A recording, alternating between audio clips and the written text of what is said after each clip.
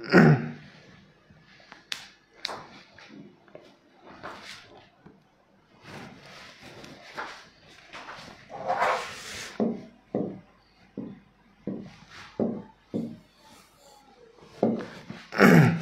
ওয়ালাইকুম আসসালাম। কী অবস্থা সবাই, কেমন আছেন সবাই?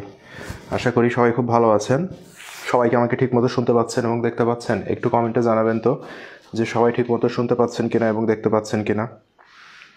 সবাইকে আমাকে ঠিকমতো শুনতে এবং দেখতে পাচ্ছেন এভরিওয়ান? একটু বলেন তো আমাকে। আচ্ছা, দেখি। হ্যাঁ, ওয়ালাইকুম আসসালাম। ওয়ালাইকুম আসসালাম। যারা সালাম দিয়েছেন সবাইকে ওয়ালাইকুম আসসালাম। ওকে,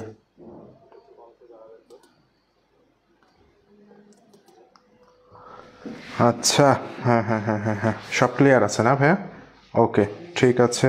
হ্যাঁ হ্যাঁ হ্যাঁ হ্যাঁ, okay okay okay, all clear, all clear. জি, শোনা যাচ্ছে। Very good. Okay, thank you. তাহলে আমরা চলে যাই ক্লাসে, ঠিক আছে? তো আজকে আমাদের আলোচনার বিষয় হচ্ছে ভাইয়া অংশীদারি ব্যবসা, তাই না? অংশীদারি ব্যবসা আমাদের ফার্স্ট রাউন্ডে একবার হয়েছে। আজকে আমরা আবার রিভিশন দিব অংশীদারি ব্যবসা। ক্লিয়ার ভাইয়া? তো অংশীদারি ব্যবসা আসলে এমন একটা চ্যাপ্টার, যে চ্যাপ্টারটা আমাদের ম্যানেজমেন্টে আছে, রাইট? ম্যানেজমেন্টে আমরা অংশীদারি ব্যবসায়ের সকল থিওরি পড়েছি।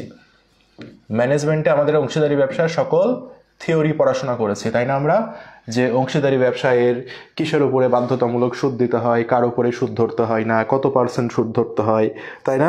কতজন সদস্য সংখ্যা রয়েছে, অংশীদারি ব্যবসার দায় কেমন।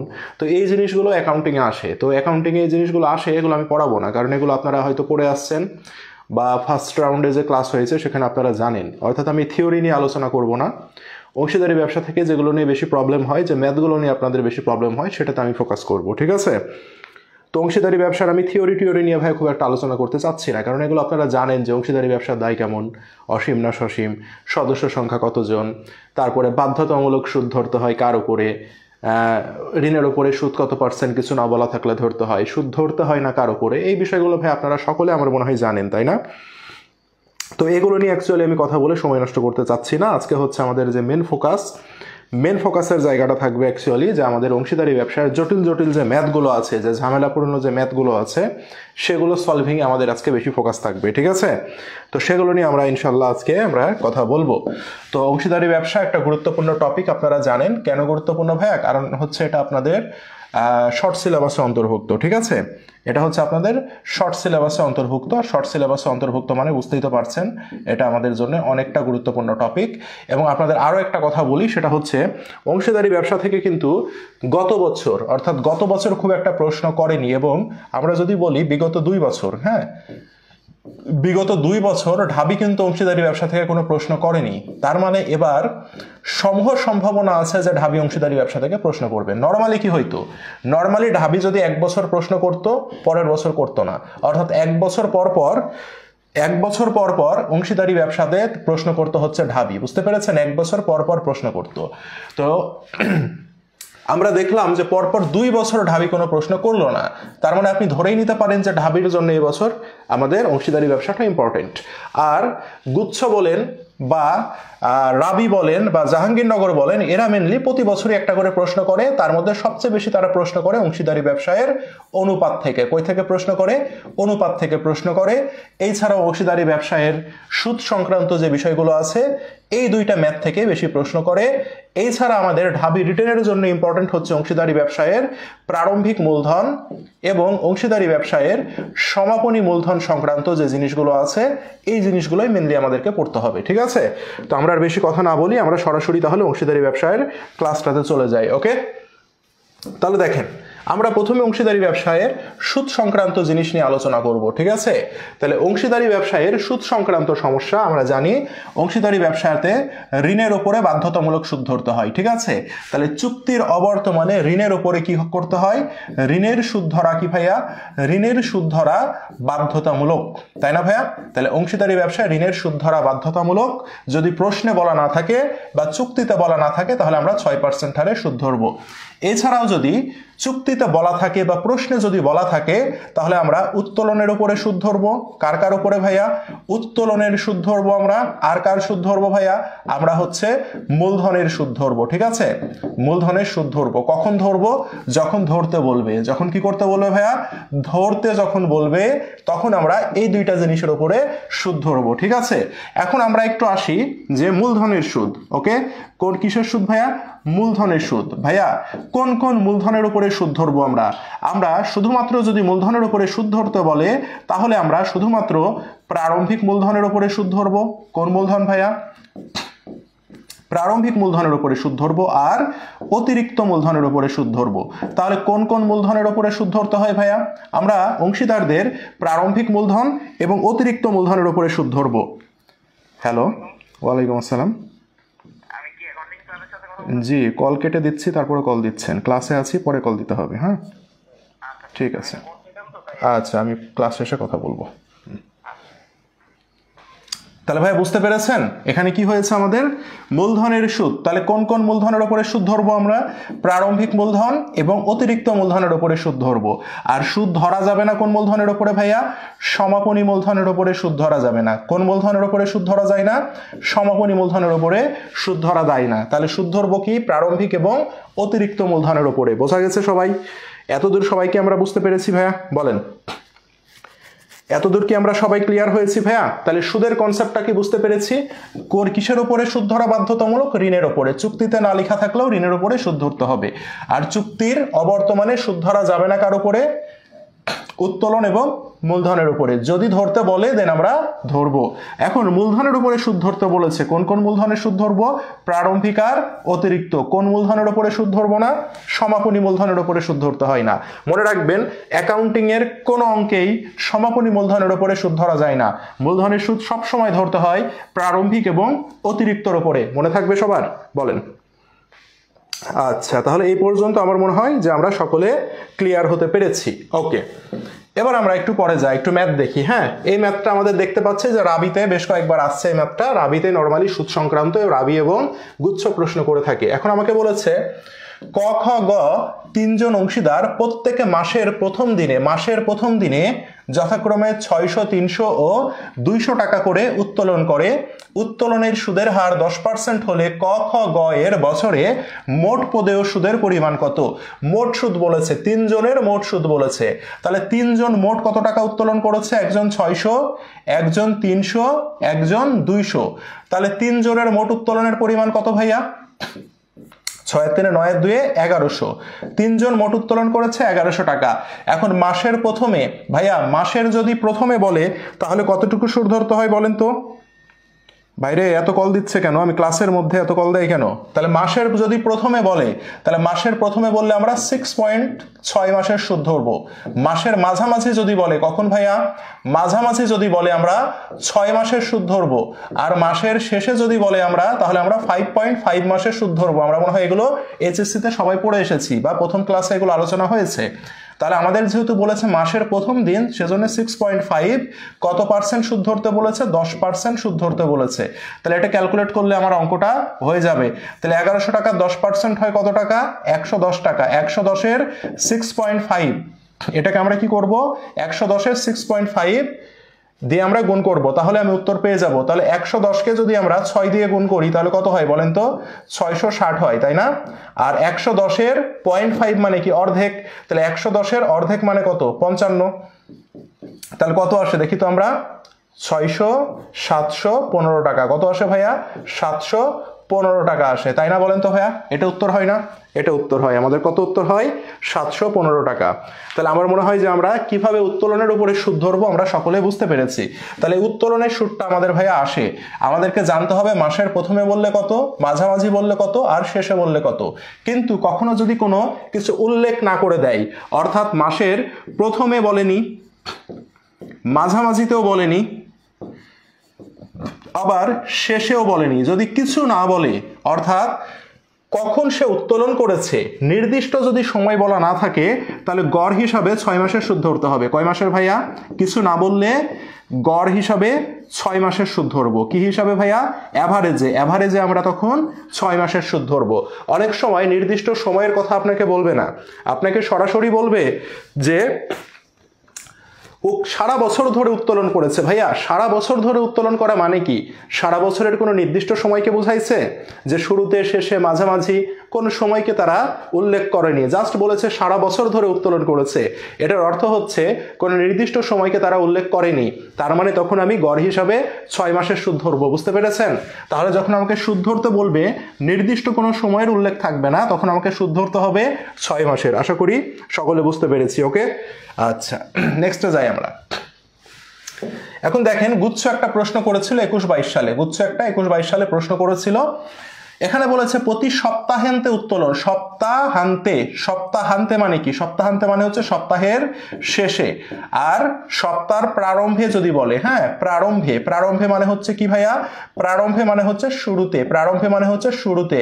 তাহলে একটা জিনিস মনে রাখবেন, যদি সপ্তাহের উত্তোলনের কথা বলে তাহলে প্রতি সপ্তাহের প্রথমে যদি বলে, সপ্তাহের প্রথমে উত্তোলনের কথা যদি বলে, তাহলে সপ্তাহের প্রথমে উত্তোলন করলে সুদ ধরতে হবে 26.5 সপ্তাহের। কত ভাইয়া? 26.5 সপ্তাহের। যদি বলে সপ্তাহের মাঝামাঝি উত্তোলন করেছে, কখন ভাইয়া?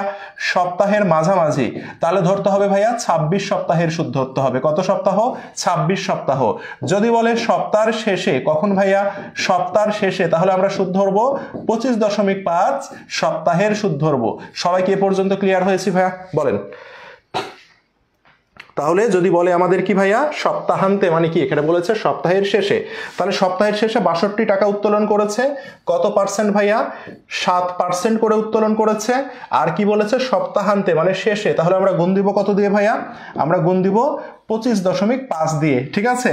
তো এই ক্যালকুলেশনটা হচ্ছে একটা বিরাট ঝামেলাপূর্ণ ক্যালকুলেশন। ওকে, ঝামেলাপূর্ণ ক্যালকুলেশন। এটা গুচ্ছতে দিয়েছিল, এটা 110 সামথিং একটা মান আসবে। হ্যাঁ, এটা আপনারা জাস্ট একটু করে নিন। এটা হচ্ছে ঝামেলা কেন? কারণ এই যে 62, এই যে মানে ঝামেলা, এই যে দেখেন 62 গুণন 7% গুণন আবার 25.5, তাহলে এটা একটা প্যারাময় বিষয়। তো এটা যদি আমরা 62কে 7%ও করি তাহলে একটা দশমিক আসে, আবার এই দশমিকে গুণ করতে হবে। তো এটা সংক্ষেপে করা যায় কেমনে? এটা সংক্ষেপে যেভাবে আমরা করতে পারি সেটা হচ্ছে আমরা 62কে প্রথমে কি করি? 25.5 দিয়ে আমরা গুণ করি। ঠিক আছে? তাহলে 25.5, তাহলে এই দশমিককে তুললে এখানে একটা 1 বসবে, দশমিকের পরে একটা শূন্য, সে কারণে এখানে একটা শূন্য বসলো। ঠিক আছে? এখন আমরা যদি 5 দিয়ে কাটি, এখানে যাই 2, এখানে যদি আমরা 5 দিয়ে কাটি তাহলে যাবে হচ্ছে 51 বার। কয়বার? 51 বার।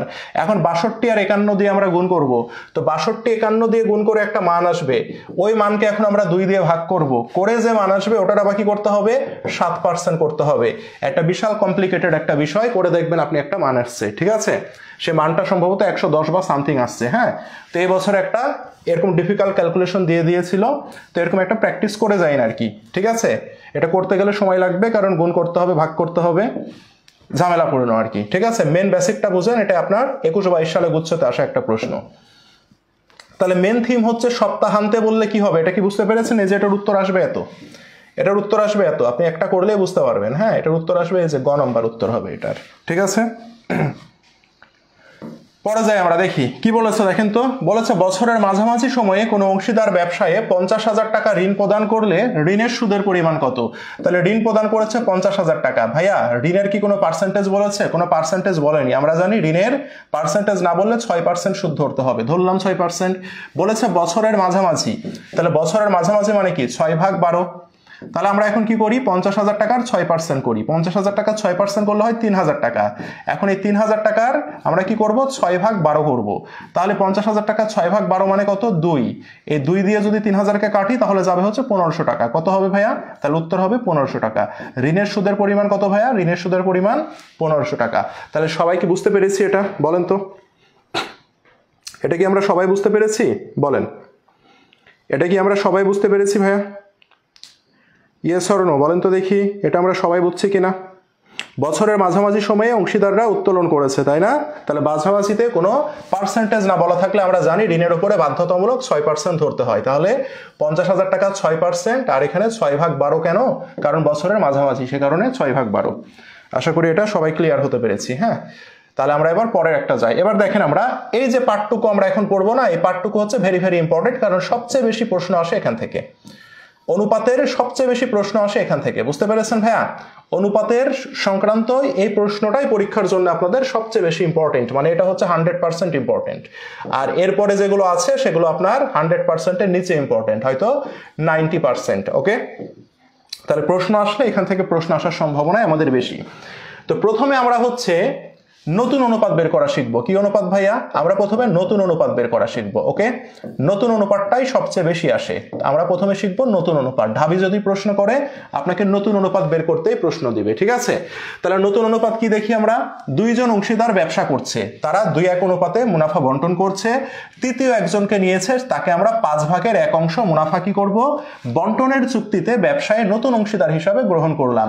তাহলে তৃতীয় জন হচ্ছে আমার নতুন অংশীদার, তাকে আমরা 5/1 অংশ দিব। এখন আমাকে বলছে তাহলে এই যে তৃতীয় জন যে আমার ব্যবসাতে আসলো, আসার পরে নতুন অনুপাত কত হবে এটা জানতে যাচ্ছে, ঠিক আছে? তো এই অঙ্ক করার সিস্টেম হচ্ছে নতুন যে জন আসবে, কে আসলো? তৃতীয় জন। তৃতীয় জনের দুইটা মান আছে না ভাইয়া? একটা হচ্ছে 5, একটা 1। এই দুইটা মানের বিয়োগ করতে হবে।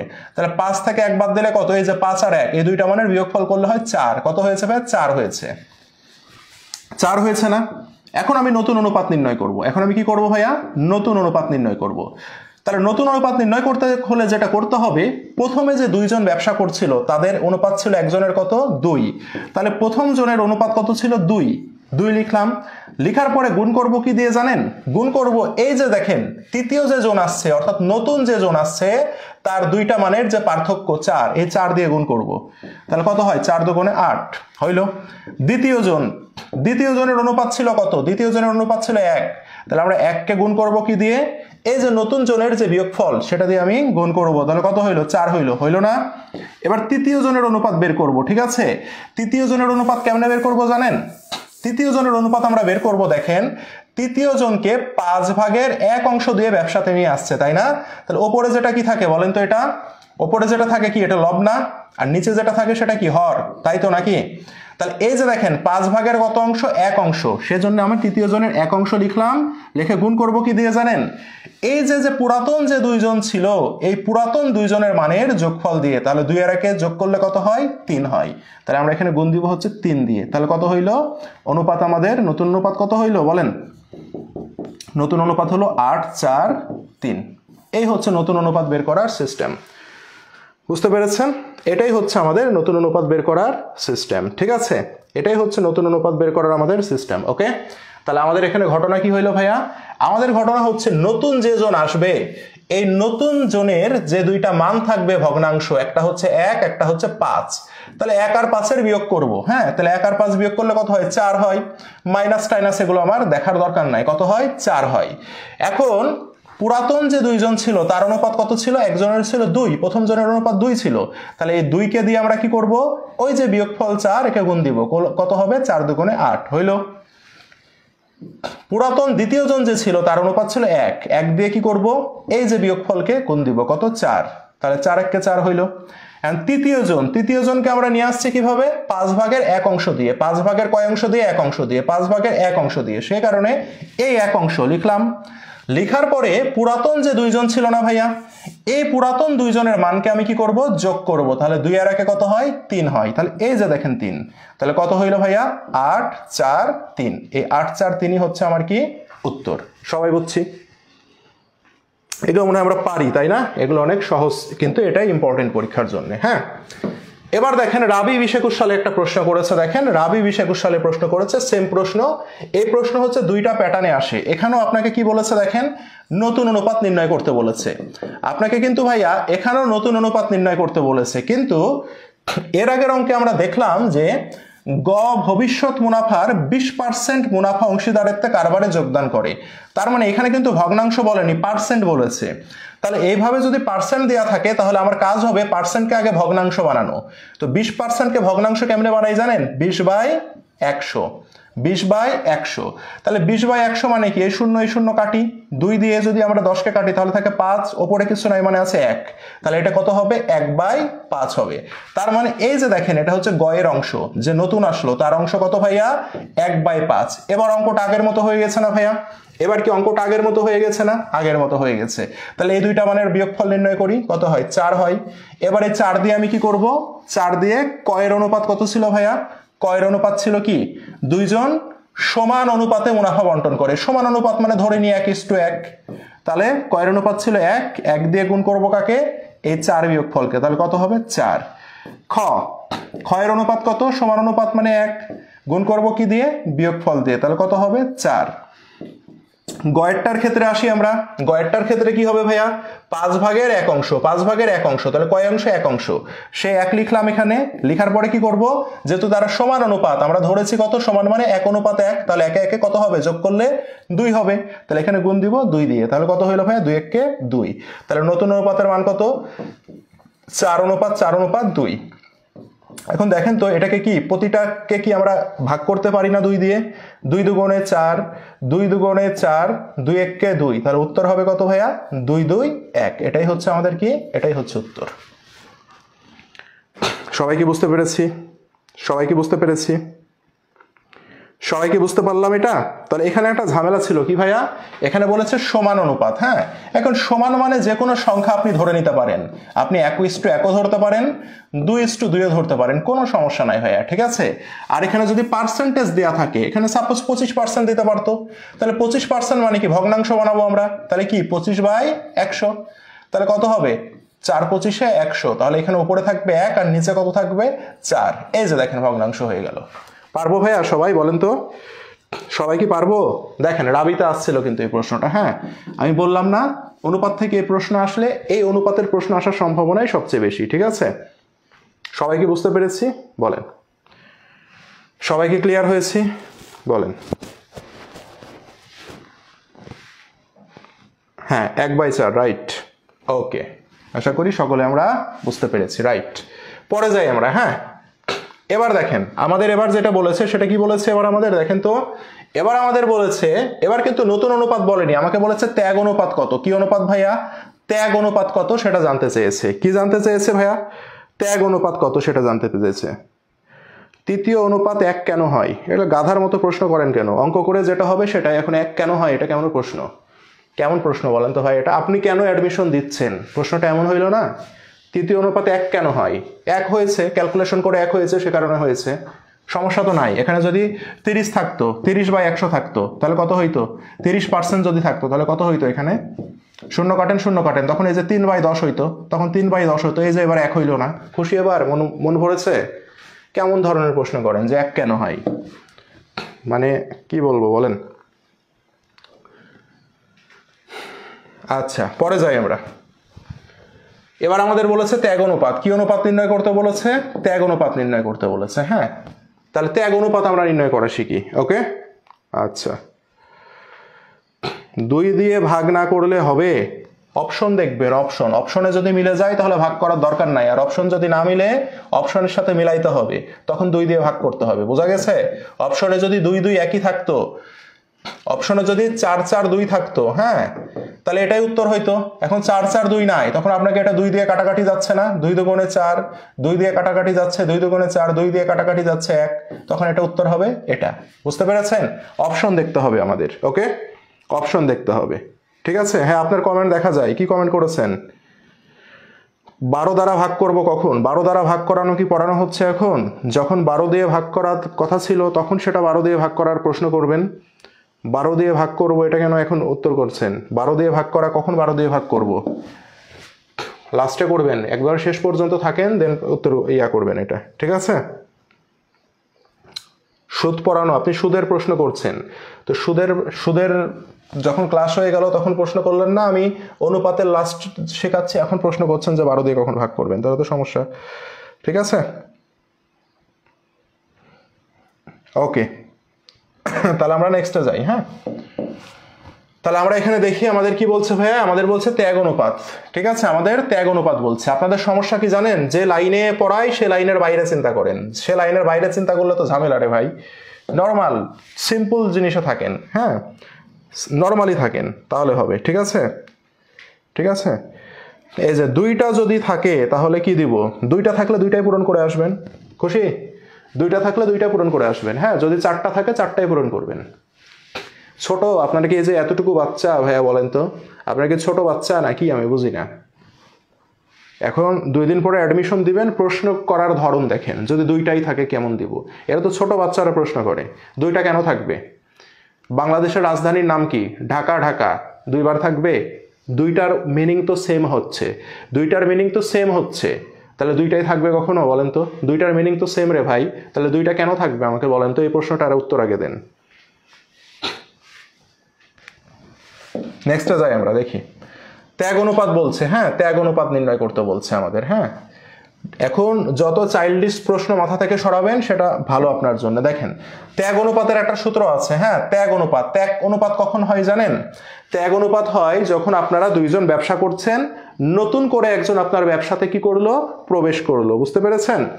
ত্যাগ অনুপাত মানে হচ্ছে আপনারা দুইজন মিলে ব্যবসা করছেন, একজন নতুন করে ব্যবসাতে আসলো, তাহলে নতুন করে যদি ব্যবসাতে একজন আসে তাহলে তাকে প্রফিট দিতে হবে না, ত্যাগ করতে হবে না, তখন ত্যাগ অনুপাত হয়। তাহলে ত্যাগ অনুপাত কখন হবে? আমরা দুইজন মিলে ব্যবসা করছি, সেখানে নতুন কোনো অংশীদার যদি আসে, তাহলে পরীক্ষায় প্রশ্ন আসতে পারে যে ত্যাগ অনুপাত কখন হয়?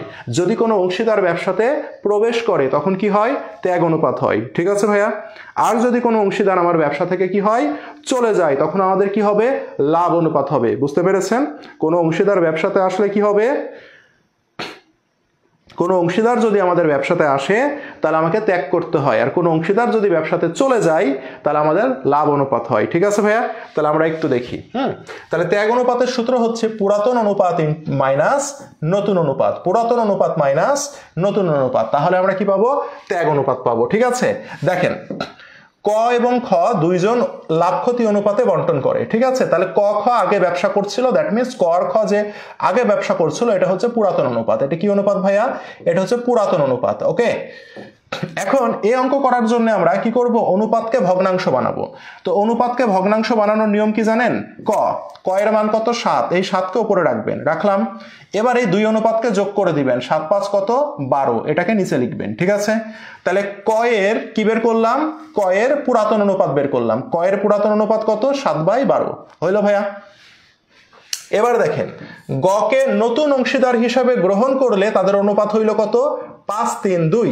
তাহলে এটা হচ্ছে কি অনুপাত ভাইয়া? এটা হচ্ছে নতুন অনুপাত। এটা কি অনুপাত? নতুন অনুপাত। তাহলে আমরা সূত্রে কি লিখেছি? ত্যাগ অনুপাত সমান পুরাতন মাইনাস নতুন। তাহলে ক এর পুরাতন অনুপাত কত? 7/12। এখান থেকে মাইনাস করব কাকে? ক এর নতুন অনুপাতকে মাইনাস করব। তাহলে ক এর নতুন অনুপাত কত দেখি তো।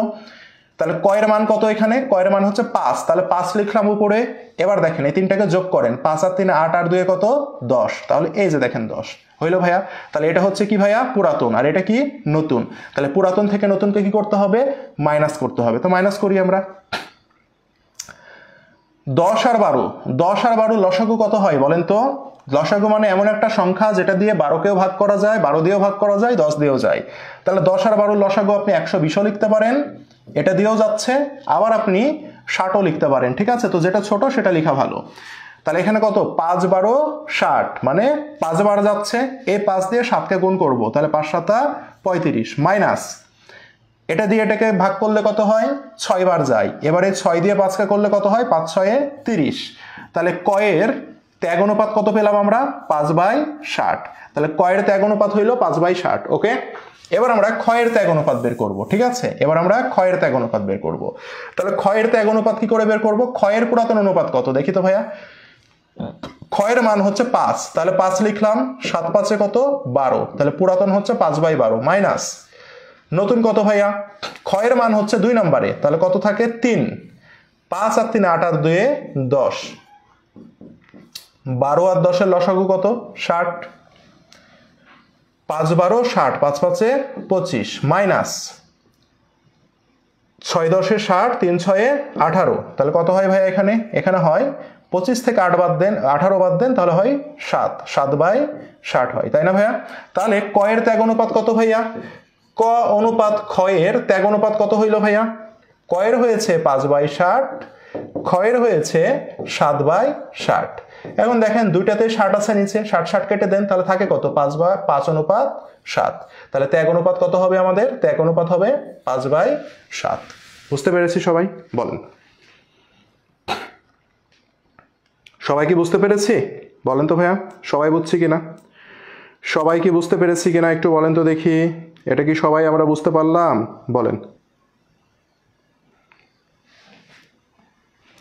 সবাই বুঝছি? 5/7। হ্যাঁ, তাহলে 5/7 হচ্ছে ত্যাগ অনুপাত। এখন যদি আপনাকে এখান থেকে লাভ অনুপাত বের করতে বলে, লাভ অনুপাত সেম জিনিস ভাইয়া, লাভ অনুপাত, তখন লাভ অনুপাতের সূত্র হবে উল্টা, তখন হবে নতুন মাইনাস পুরাতন। তাহলে লাভ অনুপাতের সূত্র কি হবে ভাইয়া? লাভ অনুপাতের সূত্র হবে নতুন মাইনাস পুরাতন। আর ত্যাগ অনুপাতের সূত্র কি? পুরাতন মাইনাস নতুন। আর সেম সিস্টেমে আমার অঙ্ক করতে হবে। বুঝতে পেরেছি ভাইয়া? বলেন, সেম সিস্টেমে আমাদের অঙ্ক করতে হবে, ঠিক আছে? আচ্ছা, তাহলে আমাদের সূত্রটা যদি মনে রাখি তাহলে কিন্তু আমাদের হয়ে যাবে, ঠিক আছে? সূত্র যদি আমরা মনে রাখি তাহলে হয়ে যাবে। ত্যাগ অনুপাত মানে পুরাতন মাইনাস নতুন। আর যদি আমাদের লাভ বলতো তাহলে সূত্রটা উল্টা হয়ে যেত, তখন লাভের সূত্র হইতো নতুন মাইনাস পুরাতন। লাভের সূত্র হতো নতুন মাইনাস পুরাতন, ঠিক আছে? নতুন মাইনাস পুরাতন। ওকে, আচ্ছা। একজন বলেছে আরেকবার হচ্ছে ক আর খ ব্যবসা করছে, হ্যাঁ, তারা 7/5 অনুপাতে ব্যবসা করছে। তাহলে আগে থেকে ব্যবসা করছিল, দ্যাট মিন্স এটা হচ্ছে পুরাতন, এটা হচ্ছে পুরাতন। তাহলে এখন ক এর পুরাতন অনুপাত কত? দেখেন, অনুপাতকে আমাদেরকে কি করতে হবে? ভগ্নাংশ বানাইতে হবে। তো ভগ্নাংশ বানানোর নিয়ম কি? ক এর মান কত? 7। তাহলে উপরে থাকবে 7 বাই 7 আর 5 কত ভাইয়া? 12। এই যে 12 লিখলাম, ঠিক আছে? এটা কি? এটা হচ্ছে পুরাতন। এই যে পুরাতন হইলো, মাইনাস কি করব? নতুন করব। তাহলে নতুন অনুপাত কোনটা? এই যে দেখেন 5-3-2। 5-3-2 হচ্ছে কি? নতুন অনুপাত। 5 কিসের মান? ক এর মান। তাহলে ক এ লিখলাম 5 বাই কি করব ভাইয়া? ভগ্নাংশের বিয়োগ করতে হবে, সেজন্য দেখেন 3টা যোগ করি, 5 আর 3 8 আর 2 10 হইলো। এটা একটা করবেন, করে একটা মান বের হবে, হইলো। এবার আমরা ক্ষয়ের ত্যাগ অনুপাত বের করব। তাহলে ক্ষয়ের পুরাতন অনুপাত কত? ক্ষয়ের মান হচ্ছে 5। তাহলে এই যে 5 লিখলাম এখানে, 7 আর 5 কত ভাইয়া? 12। এই যে 12 লিখলাম, লিখেছি। মাইনাস কি করব ভাইয়া? নতুন করব। তাহলে নতুন করতে হলে নতুন অনুপাত কত? এই যে নতুন অনুপাত, এটা 5-3-2। তাহলে এই যে 3 কিসের মান? ক্ষয়ের মান। তাহলে এই যে 3 লিখলাম, লেখার পরে বাই কত ভাইয়া? 5 আর 3 8 আর 2 10। এই যে দেখেন 10 লিখলাম। তাহলে এটা করে একটা মান বের হবে, ঠিক আছে?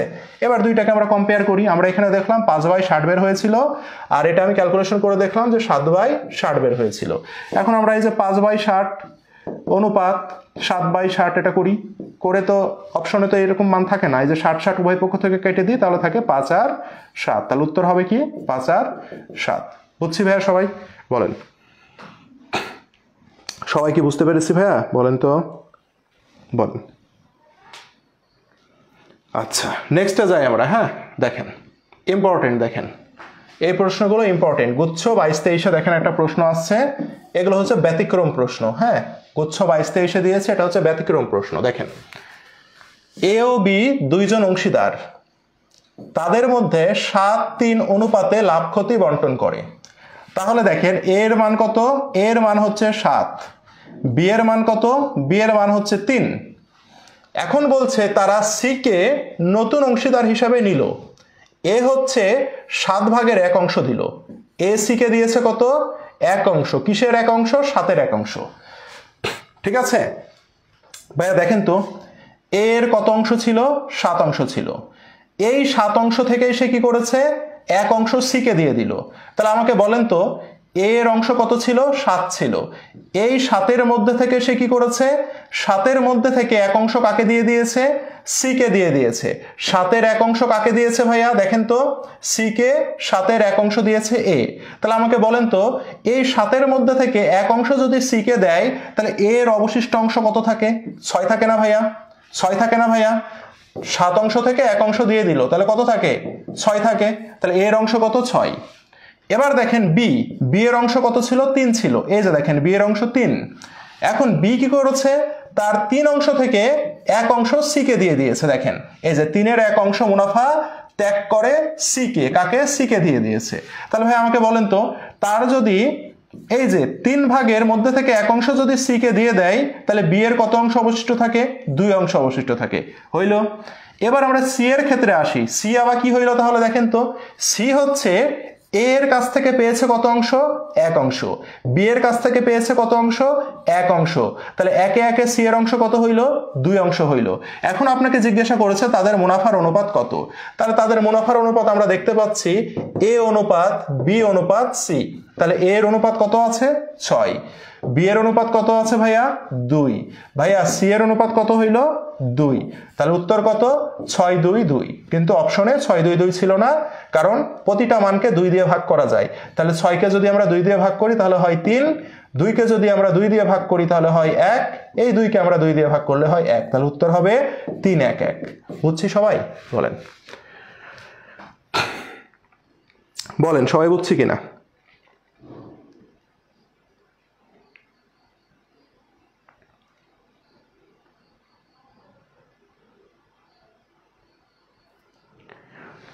বুঝতে পেরেছেন?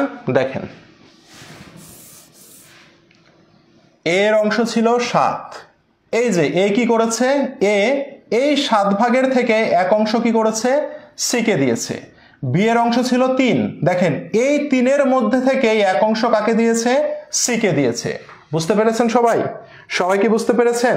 তাহলে দেখেন তো এর অংশ ছিল 7, এই 7 থেকে যদি 1 যদি দিয়ে দেয় তাহলে এর কত অংশ থাকবে? 6 অংশ থাকবে। বি এর অংশ ছিল কত? 3। দেখেন এই 3 এর মধ্যে থেকে এক অংশ দিয়ে দিচ্ছে, তাহলে 3 থেকে যদি সে এক অংশ দিয়ে দেয় তাহলে বি এর থাকবে কত? 2। হয়ে গেল। এখন সি এর অংশ কত হবে? সি হচ্ছে এ এর কাছ থেকে পেয়েছে 1, বি এর কাছ থেকে 1 পেয়েছে 1, তাহলে একে একে কত? 2। তাহলে সি এর অংশ হচ্ছে 2। তাহলে 6, 2, 2 হচ্ছে আমাদের উত্তর। সবাইকে ক্লিয়ার? সবাই কি ক্লিয়ার? তো এই প্রশ্নটা প্রথমবার অনেকে পেরেছিল না। এটা আসলে অ্যাকাউন্টিং এর কোনো ম্যাথের মধ্যে পড়ে না, এটা হচ্ছে জেনারেল ম্যাথ। ঠিক আছে, এটা হচ্ছে জেনারেল ম্যাথ টাইপ প্রশ্ন। বোঝা গেছে? কিন্তু সেম প্রশ্ন এখানে আমরা একটু দেখি। দেখেন এই প্রশ্নটাকে মডিফাই করেই মেনলি এই প্রশ্নটা গুচ্ছ সেট করেছিল 22-23-এ। কিন্তু দুইটা প্রশ্নের মধ্যে আপনাকে পার্থক্য বুঝতে হবে ভাইয়া। দেখেন এ আর বি অংশীদারি যারা 3-2 অনুপাতে লাভ ক্ষতি বন্টন করে, তাহলে এ এর মান কত?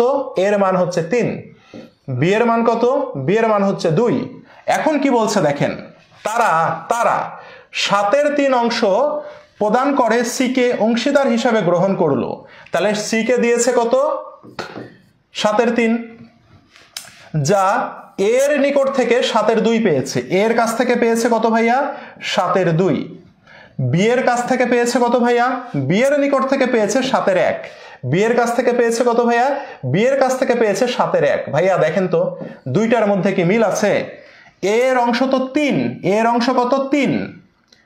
তাহলে 3 এর মধ্যে থেকে তো দেয়নি, সে দিয়েছে কত? 7 ভাগের 2 অংশ থেকে দিয়েছে। ভাইয়া বি এর অংশ কত? বি এর অংশ তো 2, কিন্তু সে দিচ্ছে কই থেকে? 7 ভাগ থেকে দিচ্ছে। তাহলে ভাই আগেরটার সাথে কি মিললো? আগেরটা ছিল কি বলেন তো? আগেরটা ছিল এর অংশ হচ্ছে 7, এই 7-এর মধ্যে থেকে সে 1 দিচ্ছিল। বি এর অংশ ছিল কত ভাইয়া? বি এর অংশ ছিল 3, সে এই 3-এর মধ্যে থেকে 1 দিচ্ছিল। দেখেন তো 3 আর 3 মিলে গেছে না? 7 আর 7 মিলে গেছে না? সেই কারণে আমি 7 থেকে 1 বাদ দিয়ে এখানে 6 ছিল। 3 আর 3 মিলে গেছে, সেজন্যই 3 থেকে 1 বাদ দিয়ে 2 ছিল। কিন্তু এখানে কি মিলছে ভাইয়া? এখানে বলছে এর মোট অংশ হচ্ছে 3 অংশ, কিন্তু সে দিচ্ছে কই থেকে? সে 7 ভাগের মধ্যে থেকে 2 ভাগ দিচ্ছে। বি এর অংশ হচ্ছে 2, তাহলে সে 2 এর মধ্যে থেকে না দিয়ে দিচ্ছে কত? 7 থেকে দিচ্ছে 1। তাহলে কি ঘটনা কি দুইটা এক হয়েছে ভাইয়া? মিলেছে না মিলেনি বলেন তো? এই জায়গাতে বুঝতে হবে ভাইয়া, এই জায়গাতে বুঝতে হবে। যদি মিলে যেত, এটার মতো যদি মিলে যেত তাহলে আমি জাস্ট বিয়োগ করে ক্যালকুলেশন করলে হয়ে যেত। কিন্তু ভাইয়া এখানে কি মিলছে? এখানে ভাইয়া মিলছে না, এখানে মিলেনি, এখানে মিলেনি। তাহলে প্রথম কনসেপ্ট ভাইয়া, ভগ্নাংশ দিয়ে যদি আমাকে নতুন অনুপাত বের করতে বলে, দিয়ে যদি আমি কোনো নতুন অংশীদারকে গ্রহণ করি, তাহলে আমাকে দেখতে হবে যে মিলছে কিনা, আমার যে অনুপাত আছে সে অনুপাতের মধ্যে থেকে আমি দিচ্ছি কিনা। যদি মিলে যায় তাহলে ওই যে মাইনাস করব হয়ে যাবে, আর যদি না মিলে তাহলে কি করতে হবে? যদি না মিলে তাহলে আপনাকে ভগ্নাংশের বিয়োগ করতে হবে। কি করতে হবে? ভগ্নাংশের বিয়োগ করতে হবে। যদি মিলে যায় তাহলে আমরা সংখ্যার বিয়োগ করেছিলাম, মিলে গেলে কি করেছি? আমি সংখ্যার বিয়োগ করেছিলাম। 7 থেকে 1 বাদ দিলে থাকে কত? 6।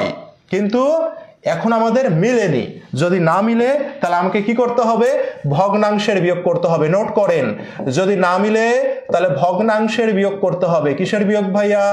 ভগ্নাংশের বিয়োগ করতে হবে। এ অঙ্কে মিলেছে, এ অঙ্কে মিলেনি, ঠিক আছে?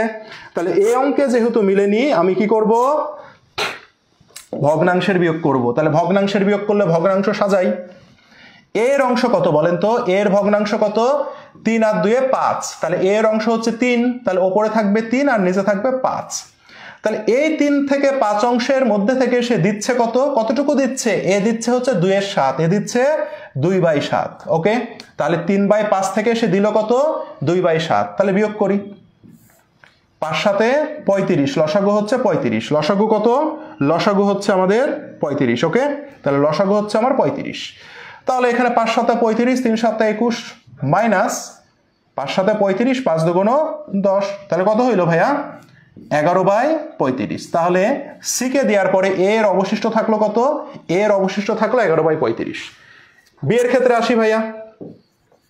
বি এর ক্ষেত্রে কি মিলেছে? বি এর মান আছে 2, কিন্তু সে দিচ্ছে কই থেকে দেখেন তো? সে দিচ্ছে 7 থেকে, তাহলে মিলেনি। তাহলে আমাকে কি করতে হবে? ভগ্নাংশের বিয়োগ করতে হবে। তাহলে 3 আর 2 কত? 5। তাহলে নিচে থাকবে 5 আর বি এর মান হচ্ছে 2। এখান থেকে আমরা বিয়োগ করব কাকে? দিয়েছে কত? 7 এর 1 অংশ। তাহলে 7 এর 1 অংশ বিয়োগ করি। 5 7 35, তাহলে কত হয়? 7 2 14 মাইনাস 5, তাহলে কত থাকে ভাইয়া? 9/35। ঠিক আছে, তাহলে এই যে দেওয়ার পরে বি এর অবশিষ্ট থাকে কত? এত অবশিষ্ট থাকে। এখন বলেছে বর্তমানে এবিসি এর লাভ ক্ষতির অনুপাত কত? তাহলে দেখেন লাভ ক্ষতির অনুপাত তাহলে বর্তমানে কত হলো ভাইয়া? এ ইন্টু বি অনুপাত সি। কত হইল ভাইয়া? এ এর অনুপাত হচ্ছে 11/35, বি এর অনুপাত হচ্ছে কত? 9/35। সি এর অনুপাত দেখেন দিয়েই দিয়েছে, তারা 7 এর 3 অংশ প্রদান করে সি কে অংশীদার হিসেবে গ্রহণ করে। তাহলে সি এর অনুপাত দিয়ে দিয়েছে, সি এর অনুপাত হচ্ছে 3/7। এখন ভাইয়া অপশনে এটা দেয়া নাই, অপশনে আমাদের এটা দেয়া নাই, ঠিক আছে? তাহলে অপশনে যদি এটা দেয়া না থাকে তাহলে আমাকে কি করতে হবে দেখেন তো? এখানেও 35 আছে, এখানেও 35 আছে। এখন এই 7কে বানাইতে হবে 35। 7কে যদি আমি 35 বানাইতে যাই তাহলে আমাকে কি করতে হবে বলেন তো? 7কে যদি আমি 35 বানাইতে যাই তাহলে আমাকে কি করতে হবে? উভয় পক্ষকে 5 দ্বারা গুণ করতে হবে, তাই না ভাইয়া? উভয় পক্ষকে 5 দ্বারা গুণ করতে হবে। তাহলে কত হয় দেখেন তো? 11/35, 9/35, 3 5 15/35। দেখেন তো এবার 3টা 35কে আমরা কাটতে পারি না? কাটতে পারি। তাহলে থাকে কত? থাকে হচ্ছে 11/9/15। তাহলে উত্তর হবে কোনটা? উত্তর হবে 11/9/15। ক্লিয়ার সবাই? বলেন বলেন তো বুঝছি কিনা সবাই?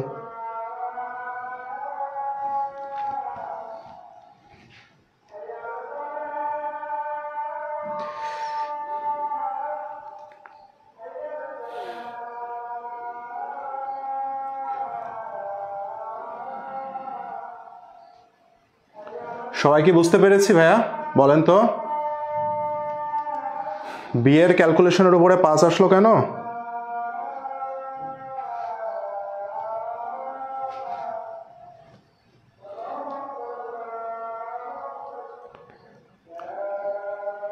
সবাই কি বুঝছেন ভাইয়া?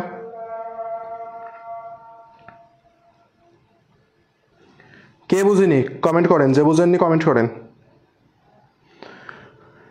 টাফ অ্যাডমিশন টেস্টে যে টাফ জিনিস শিখবে তার প্রিপারেশনই ভালো হবে। সব জিনিস তো সহজ হবে না, তাই না?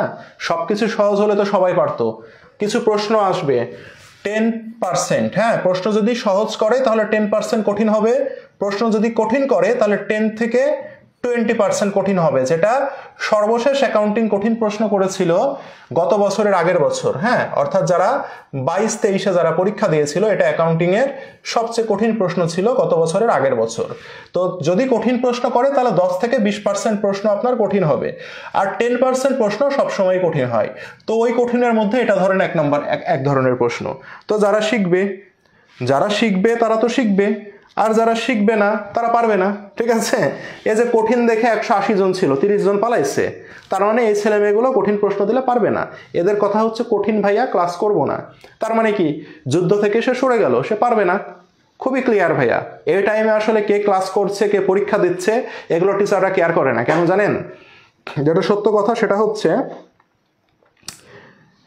এই টাইমে টিচাররা এই জিনিসগুলো কেয়ার করে না। কেন কেয়ার করে না? তার কারণ হচ্ছে সবাই তো ভাইয়া চান্স পাবে না, তাই না? সবাই তো চান্স পাবে না, তো সবাইকে নিয়ে কি দৌড়াদৌড়ি করে লাভ আছে? টিচারের কাজ টিচার পড়াবে। এখন আপনি যদি সেটা গ্রহণ করতে না পারেন তাহলে তো কিছু করার নাই। দিন শেষে তো এটাই সত্য যে এখানে ক্লাস করছে 158 জন, আমি বাদে 157 জন এখন আমি দেখতে পাচ্ছি। 157 জনেরই চান্স পাওয়ার সম্ভাবনা আছে, কিন্তু 157 জনই চান্স পাবে না। এটা তো 100% সত্য কথা, আমি সবসময় বলি 157 জনেরই চান্স পাওয়ার সম্ভাবনা রয়েছে, কিন্তু 157 জনই চান্স পাবে না, দুইটাই সত্য কথা। তার মানে আপনার যেমন 100% সম্ভাবনা আছে, সেই রকম আপনার আবার 100% সম্ভাবনাও নাই চান্স পাওয়ার। বুঝছেন বিষয়টা? এখন এটা ডিপেন্ড করবে আপনি এটাকে কিভাবে ইউজ করছেন। আপনি ভাইয়া কঠিন শিখবো না, তার মানে আপনি কি, আপনি চান্স পাইতে চাচ্ছেন না। আর যে ছেলেটা চান্স পাবে সেই ছেলে কখনো কোনো কিছু মিস দিবে না। সেই ছেলে মনে করবে হ্যাঁ কঠিন জিনিস তো থাকবেই, কঠিন জিনিস তো অবশ্যই থাকবে, ওই কঠিন জিনিসটাকে আমি শিখবো, তার ইন্টেনশন হবে এটা। আর কিছু ছেলে মেয়ে আছে, স্যার ছোটবেলা করেছি ভুলে গেছি, স্যার ভগ্নাংশটা প্যাচ লাগে। আরে ভাই আমি তো পড়াইতে আসছি অ্যাকাউন্টিং, ভগ্নাংশ যতটুকু না বুঝলে সার্চ দেন, ক্লাস 3-র ভগ্নাংশ বের করে শিখেন, শিখে শিখে করেন। আমি কি এখন ভগ্নাংশ শিখাবো? বলেন, ভগ্নাংশের বিয়োগ শিখাবো? তো ইন্টেনশন থাকবে এরকম যে হ্যাঁ এটাকে বিয়োগ করতে হয় এইভাবে, সিস্টেমটা আমি শিখলাম, হয়তো আমার ভগ্নাংশের প্রবলেম আছে, আমি ভগ্নাংশের বিয়োগ শিখে নিব, আমি ভগ্নাংশের যোগ শিখে নিব, ইউটিউবে সার্চ দিয়ে অ্যাভেলেবল জিনিস বের হবে, ঠিক আছে, শিখে নিব আমি। তার ইন্টেনশন থাকবে এরকম। স্যার কঠিন, বের হয়ে চলে গেলাম। ভাই কঠিন জিনিস শিখতে হবে, ঠিক আছে, কঠিন জিনিস শিখতে হবে। বোঝা গেছে? আপনি যদি কঠিন জিনিস না শিখেন, ঠিক আছে, তাহলে হবে না। কারণ কঠিন জিনিস যে পারবে ভাই, এই যে দেখেন এই 10% যা পারবে, 10% প্রশ্ন যে পারবে তারই তো চান্স পাওয়ার সম্ভাবনা বেশি থাকবে। কারণ যে ছেলেটা চান্স পাবে সে সহজ জিনিস কোনোদিন ভুল করবে না। যারা পড়াশোনা করবে সহজ জিনিস কোনোদিনই ভুল করবে না। কিন্তু ওই যে 10% কঠিন প্রশ্ন, ধরেন আপনার 60টা প্রশ্ন দিয়েছে ঢাবি, 60টার মধ্যে 10টা প্রশ্ন কঠিন থাকবে। তো এই 10টা প্রশ্নের মধ্যে যদি আপনি 5টা যদি কারেক্ট করতে পারেন, আপনি 100% আপনি চান্স পাবেন। ওই 10টার মধ্যে যদি আপনি 4 থেকে 5টা কঠিন প্রশ্নকে কারেক্ট করতে পারেন, আপনি 100% চান্স পাবেন। এটা লিখে রাখেন। আর কি হবে? সবাই যেটা পারছে আপনিও সেটা পারছেন, তাহলে তো হইল না ভাই, এটা প্রতিযোগিতা, আপনাকে আগাই যেতে হবে। তা আগাবেন কখন? স্যাররা তো এই কারণেই দেয়। তাহলে সবই যদি সহজ দিত তাহলে কি পার্থক্য তৈরি হইতো? তাহলে কিন্তু পার্থক্য তৈরি হইতো না। বুঝতে পেরেছেন? তো সহজগুলো পারতে হবে, ঠিক আছে, এই হচ্ছে বিষয়। হ্যাঁ, এই তো যাই হোক, তাহলে এটাকে ক্লিয়ার হয়েছি ভাইয়া? বলেন তো আমাকে, এই জিনিসটাকে ক্লিয়ার হয়েছি? মেন পার্থক্য কিছুই না, আমাকে বিয়োগ করতে হবে, ঠিক আছে, আমাকে কি করতে হবে? বিয়োগ করতে হবে। হ্যাঁ, আমাকে বিয়োগ করতে হবে। এখন যদি মিলে যায়, ভালো করে বুঝেন, এটাই হচ্ছে শেখার জিনিস। যদি কি হয়? মিলে যায়, মিলে গেলে সংখ্যার বিয়োগ করব, 7 থেকে 1 বাদ, 6 থেকে 1 বাদ, যদি মিলে যায়। যদি না মিলে, না মিললে আমরা কি করব ভাইয়া? না মিললে আমাদের ভগ্নাংশের বিয়োগ করতে হবে। কি করতে হবে? ভগ্নাংশের বিয়োগ করতে হবে। না মিললে ভগ্নাংশের বিয়োগ করতে হবে। এখন ভগ্নাংশেরও বিয়োগ করলাম, করে আমি দেখতে পাচ্ছি একটা বের হলো 9/35, একটা বের হলো 11/35, আর সি এর অনুপাত তারা দিয়েই দিয়েছে কত? 3/7। ভাই এখন তো তাহলে ঝামেলা, 35 35 7, তাহলে কেমনে হবে? এটা তো উত্তরে নাই। তাহলে দেখেন আমাকে এই দুইটা 35 তো মিলেছে, এখন 7-এর সাথে কি করলে এটাকে 35 হয়? তাহলে 9/35, 11/35 ছোটবেলা আপনারা শিখেছিলেন, উভয় পক্ষকে আমরা 5 দিয়ে গুণ করলে 35 হয়। দেখেন হয় না ভাইয়া? হয়। তাহলে এই যে দেখেন 9/35, 11/35 কত? 3-5 15, 5-7 35। এই যে 35 35 কাটেন, তাহলে থাকে 9 11 15, অনুপাত হচ্ছে 9 11 15। আহামরি কঠিন কিছু না। হ্যাঁ, আহামরি কঠিন কিছু না। ক্লিয়ার ভাই? এটা মাথায় রাখেন। ওকে, নেক্সটে যাই আমরা। হ্যাঁ, কয়টা বাজে দেখি, সময় তো ধরে রাখতে পারছি না। দেখেন,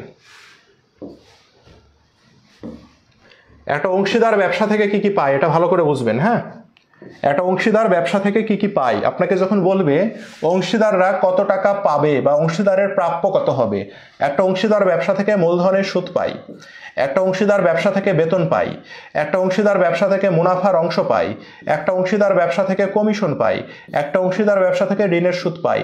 সাধারণত একজন অংশীদার ব্যবসা থেকে এই জিনিসগুলো পায়, মনে থাকবে। তাহলে আপনাকে যদি প্রশ্ন করে নিচের কোনটি অংশীদারদের প্রাপ্য, তাহলে কি আমি বের করতে পারবো এগুলো হচ্ছে অংশীদারের কি প্রাপ্য।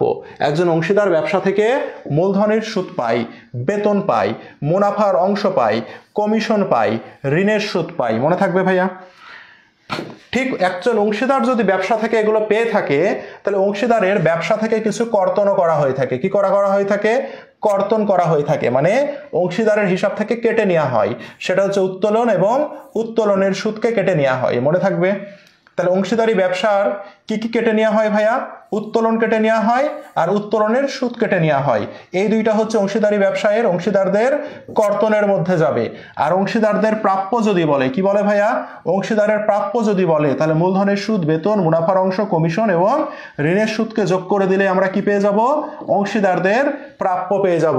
সবাই কি বুঝতে পেরেছি ভাইয়া? বলেন তো, বলেন সবাই কি আমরা বুঝছি কিনা বলেন। ঠিক আছে, তাহলে এই জিনিসটা আমার, এই কনসেপ্টটা লাগবে, তাহলে আমাদের অনেক অঙ্ক আমাদের ইজি হয়ে যাবে। ঠিক আছে, এই কনসেপ্টটা একটু মাথার মধ্যে ঢোকাই নেন, তাহলে আপনাদের অনেক প্রশ্ন আমরা যেটা সলভ করব সেগুলো আপনাদের কাছে ইজি হয়ে যাবে। ঠিক আছে, আচ্ছা দেখি, দেখেন এই যে যেমন একটা প্রশ্ন দিয়েছে, হ্যাঁ দেখেন কি বলেছে, এটা কোথায়? ঢাবি 14-15-তে আসা প্রশ্ন, বুঝছেন। দেখেন এবিসি অংশীদারি কারবারের অংশীদার, এ এর মূলধন এত টাকা, বি এর মূলধন কত টাকা? 3,20,000, সি এর মূলধন 1,80,000 টাকা। সি ব্যবসা পরিচালনা বাবদ 60,000 টাকা বেতন পাবে, ব্যবসায় 2 লক্ষ টাকা লাভ হলে বছর শেষে সি কত টাকা পাবে? কি বলেছে ভাইয়া? সি মোট কত টাকা পাবে। সি কত টাকা পাবে মানে কি বোঝাচ্ছে বলেন তো? সি কত টাকা পাবে মানে হচ্ছে সি এর প্রাপ্য কত টাকা হবে। সি কত টাকা পাবে মানে কি? সি এর প্রাপ্য কত টাকা হবে। তো আমরা একটু আগে কি দেখলাম? একজন অংশীদার ব্যবসা থেকে কি কি পায়? একজন অংশীদার ব্যবসা থেকে পায় মূলধনের সুদ পায়, তাই না ভাইয়া? একজন অংশীদার ব্যবসা থেকে কি পায়? মূলধনের সুদ পায়। তারপরে কি পাই ভাইয়া? তারপরে হচ্ছে বেতন পাই। তারপরে কি পাই ভাইয়া? তারপরে পাই হচ্ছে মুনাফার অংশ। কি পাই? মুনাফার অংশ পাই, রাইট। তারপরে কি পাই? কমিশন পাই। তারপরে কি পাই ভাইয়া? ঋণের সুদ পাই, তাই তো নাকি? তো এই অঙ্কে কি এত কিছু আছে? এই অঙ্কে দেখেন মূলধন আছে, কিন্তু মূলধনের উপরে সুদ ধরতে বলেনি, সে কারণে মূলধনের সুদের কোনো কাজ নাই। ভাইয়া সি কি বলেছে? ব্যবসা পরিচালনা বাবদ 60,000 টাকা বেতন পাবে। তার মানে এই যে বেতন, কার কথা বলেছে? সি। সি কত টাকা পাবে জিজ্ঞাসা করেছে না? তাহলে বেতনের এখানে আমি 60,000 লিখলাম। মুনাফার অংশ, ভাইয়া মুনাফা প্রশ্নে দেয়া আছে না? 2,10,000 টাকা লাভ হয়, তাহলে লাভ হয়েছে। এখন অংশীদারদের বন্টনযোগ্য মুনাফা বের করতে হবে আমাকে। কি বের করতে হবে? বন্টনযোগ্য মুনাফা বের করতে হবে। তাহলে আমাকে এখন বন্টনযোগ্য মুনাফার কাজটা আমরা বের করি, সেটাই তো মুনাফার অংশ। তো বন্টনযোগ্য মুনাফার কাজ কি ভাইয়া? বন্টনযোগ্য মুনাফার কাজ হচ্ছে লাভ যেটা দেয়া থাকবে, লাভ কত দেয়া আছে? 2,10,000 টাকা। এখান থেকে আমাদের যদি পণ্য উত্তোলন থাকে, কি থাকে ভাইয়া? পণ্য উত্তোলন যদি থাকে তাহলে সেটাকে যোগ করব, আর উত্তোলনের সুদ যদি থাকে লাভের সাথে কি করব ভাইয়া? এই দুইটা জিনিসকে আমরা যোগ করব। দেখেন বন্টনযোগ্য মুনাফা কি করে বের করে শিখে নেন। যদি পণ্য উত্তোলন থাকে যোগ করব লাভের সাথে, যদি উত্তোলনের সুদ দেয়া থাকে তাহলে যোগ করব, দুইটার একটাও নাই, হইল? তাহলে কি হইল ভাইয়া? 2,10,000 টাকা থাকলো এখানে। এখান থেকে এবার আমরা কি করব ভাইয়া? এখান থেকে আমি এবার বাদ দিব। কাকে বাদ দিব? আমরা ব্যয়গুলোকে বাদ দিব। ব্যয় কোনগুলো ভাইয়া? ব্যয় হচ্ছে মূলধনের সুদ। ব্যয় হচ্ছে কোনগুলো ভাইয়া? বেতন। ভাইয়া এই প্রশ্নে বেতন আছে না? দেখেন তো, এই যে দেখেন 60,000 টাকা বেতন আছে না? তো এই 60,000 টাকা বাদ দেন ভাইয়া। আর কি আছে ভাইয়া? ঋণের সুদ। ঋণের সুদ হচ্ছে ব্যয় হিসাব। ভাইয়া দেখেন তো ঋণের সুদ আছে কিনা প্রশ্নে? নাই। ভাইয়া কমিশন কি হিসাব? কমিশন হচ্ছে ব্যয় হিসাব। ভাইয়া দেখেন তো কমিশন আছে কিনা এই প্রশ্নে? নাই। দ্যাট মিনস আমার বন্টনযোগ্য মুনাফা হবে কত? 1,50,000 টাকা। আমার বন্টনযোগ্য মুনাফা কত? 1,50,000 টাকা, তাই না? তো এই যে বন্টনযোগ্য মুনাফা, এই মুনাফা কয়জন মিলে পাবে দেখেন তো? কয়জন অংশীদার আছে? 1, 2, 3। কিন্তু আমাকে বের করতে বলেছে সি এর প্রাপ্য কত। তাহলে সি এর প্রাপ্য কত কিছু বলেনি, কিছু যদি না বলা থাকে তাহলে মুনাফা ভাগ হয় কিভাবে, সমহারে। তাহলে 3 জন 3 দিয়ে ভাগ করে দিলে কত থাকবে, 50,000 টাকা থাকবে। তাহলে সি এর মুনাফার অংশ কত হইল, 50,000 টাকা। এই যে মুনাফার অংশে 50,000 টাকা বসাইছি। অঙ্কে কি কমিশন আছে, নাই। অংশে কি ঋণের সুদ আছে, নাই। তাহলে দেখেন সি এর প্রাপ্য কত টাকা হবে, টোটাল সি এর প্রাপ্য হবে 1,10,000 টাকা। সি এর প্রাপ্য কত হবে, 1,10,000 টাকা। সবাই কি বুঝছি, বলেন সি এর প্রাপ্য কত হবে ভাইয়া, সি এর প্রাপ্য হবে 1,10,000 টাকা। সবাই কি বুঝতে পেরেছি, বলেন। এটা আমি আপনাকে ডিটেইলি বুঝাইলাম। এখানে দুইটা জিনিস আমার লাগবে, একটা হচ্ছে বন্টনযোগ্য মুনাফা নির্ণয় করা লাগবে, বন্টনযোগ্য মুনাফা নির্ণয় করা লাগবে, ঠিক আছে। এটা হচ্ছে আমরা বন্টনযোগ্য মুনাফা নির্ণয় করলাম। তাহলে এখান থেকে আমরা একটা জিনিস নোট করে নিতে পারি, হ্যাঁ, এখান থেকে আমরা একটা জিনিস নোট করে নিতে পারি, সেটা হচ্ছে দেখেন বন্টনযোগ্য মুনাফা নির্ণয়। সবাই নোট করে নেন একটু।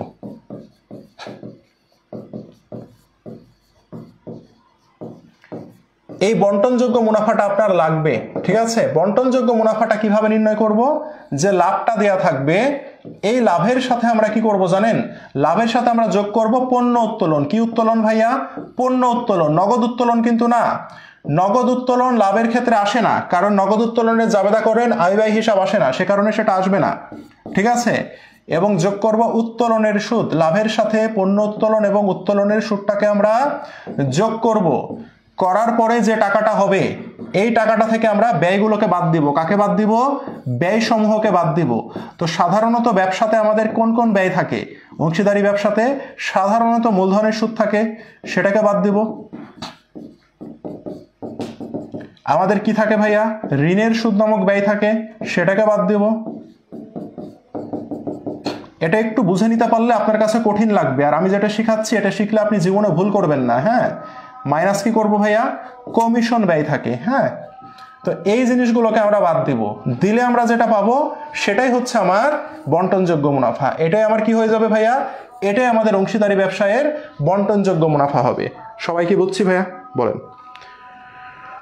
সবাই কি বুঝতে পেরেছি ভাইয়া, বলেন তো বন্টনযোগ্য মুনাফাটা আমরা কিভাবে বের করব, বলেন বলেন। তাহলে বন্টনযোগ্য মুনাফা আমরা কিভাবে বের করব বুঝতে পেরেছি। এতটুক নোট করেন, হ্যাঁ, বাকিটা তো আমি দিয়েই দিব। এতটুক নোট করেন খালি, বন্টনযোগ্য মুনাফা নির্ণয়, হ্যাঁ। তাহলে বন্টনযোগ্য মুনাফা নির্ণয়টা একটু নোট করে নেন সবাই, ঠিক আছে ভাইয়া। কারণ বন্টনযোগ্য মুনাফা আমাদের লাগবে। লাভের সাথে পণ্য উত্তোলন, উত্তোলনের সুদ যোগ করব, আর ব্যয়গুলো বাদ দেব। মূলধনের সুদ ব্যয়, ঋণের সুদ ব্যয়, বেতন ব্যয়, কমিশন ব্যয়, তাই না, এই ব্যয়গুলোকে বাদ দিয়ে দিব। তাহলে আমরা কি পেয়ে যাব ভাইয়া, তাহলে আমরা বন্টনযোগ্য মুনাফা পেয়ে যাব। ক্লিয়ার, তাহলে সেটাই আমি এখানে করেছি, হ্যাঁ। আমাকে এই প্রশ্নে কি বললো, সি মোট কত টাকা পাবে, তার মানে কি সি এর প্রাপ্য জিজ্ঞাসা করেছে। তাহলে সি এর প্রাপ্য মানে কি, মূলধনের সুদ, বেতন, মুনাফার অংশ, কমিশন, ঋণের সুদ। তো এত কিছু তো প্রশ্নে নাই। প্রশ্নে আছে কি, প্রশ্নে আছে বেতন। সি এর বেতন কত, 60,000। আমি প্রশ্নে একটা লাভ দেখতে পাচ্ছি, লাভ দেখতে পাচ্ছি মানে বন্টনযোগ্য মুনাফা বের করা যাবে, সেজন্য মুনাফার অংশ। এখন এই মুনাফার অংশটাই আমার বের করতে হবে। তাহলে বের করি, 2,10,000 টাকা, এখান থেকে একটাই ব্যয় আছে, সেটা হচ্ছে বেতন। তাহলে কত, 1,50,000। যেহেতু 3 জন সমান অংশীদার, 3 দিয়ে ভাগ করে দেন, তাহলে এর ভাগে পড়বে কত, 50,000 টাকা। এটা কি মুনাফার অংশ। তাহলে কত হবে ভাইয়া, 1,10,000।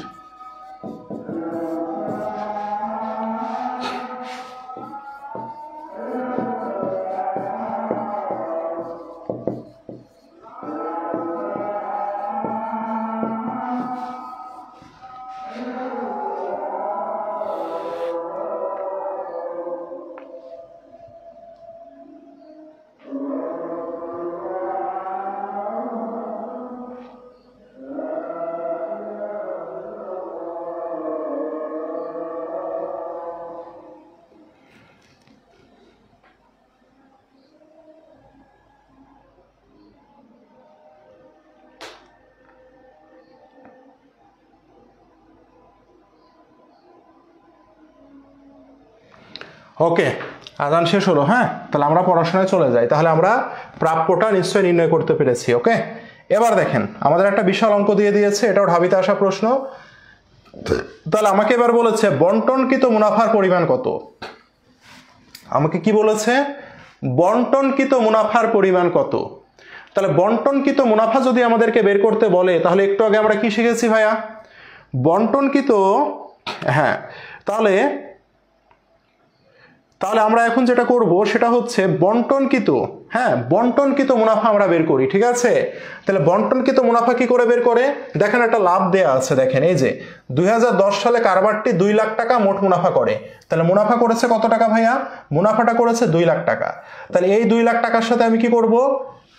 পণ্য উত্তোলন যদি থাকে যোগ করব। দেখেন তো পণ্য উত্তোলন আছে কিনা প্রশ্নে? পণ্য উত্তোলন কি প্রশ্নে আছে?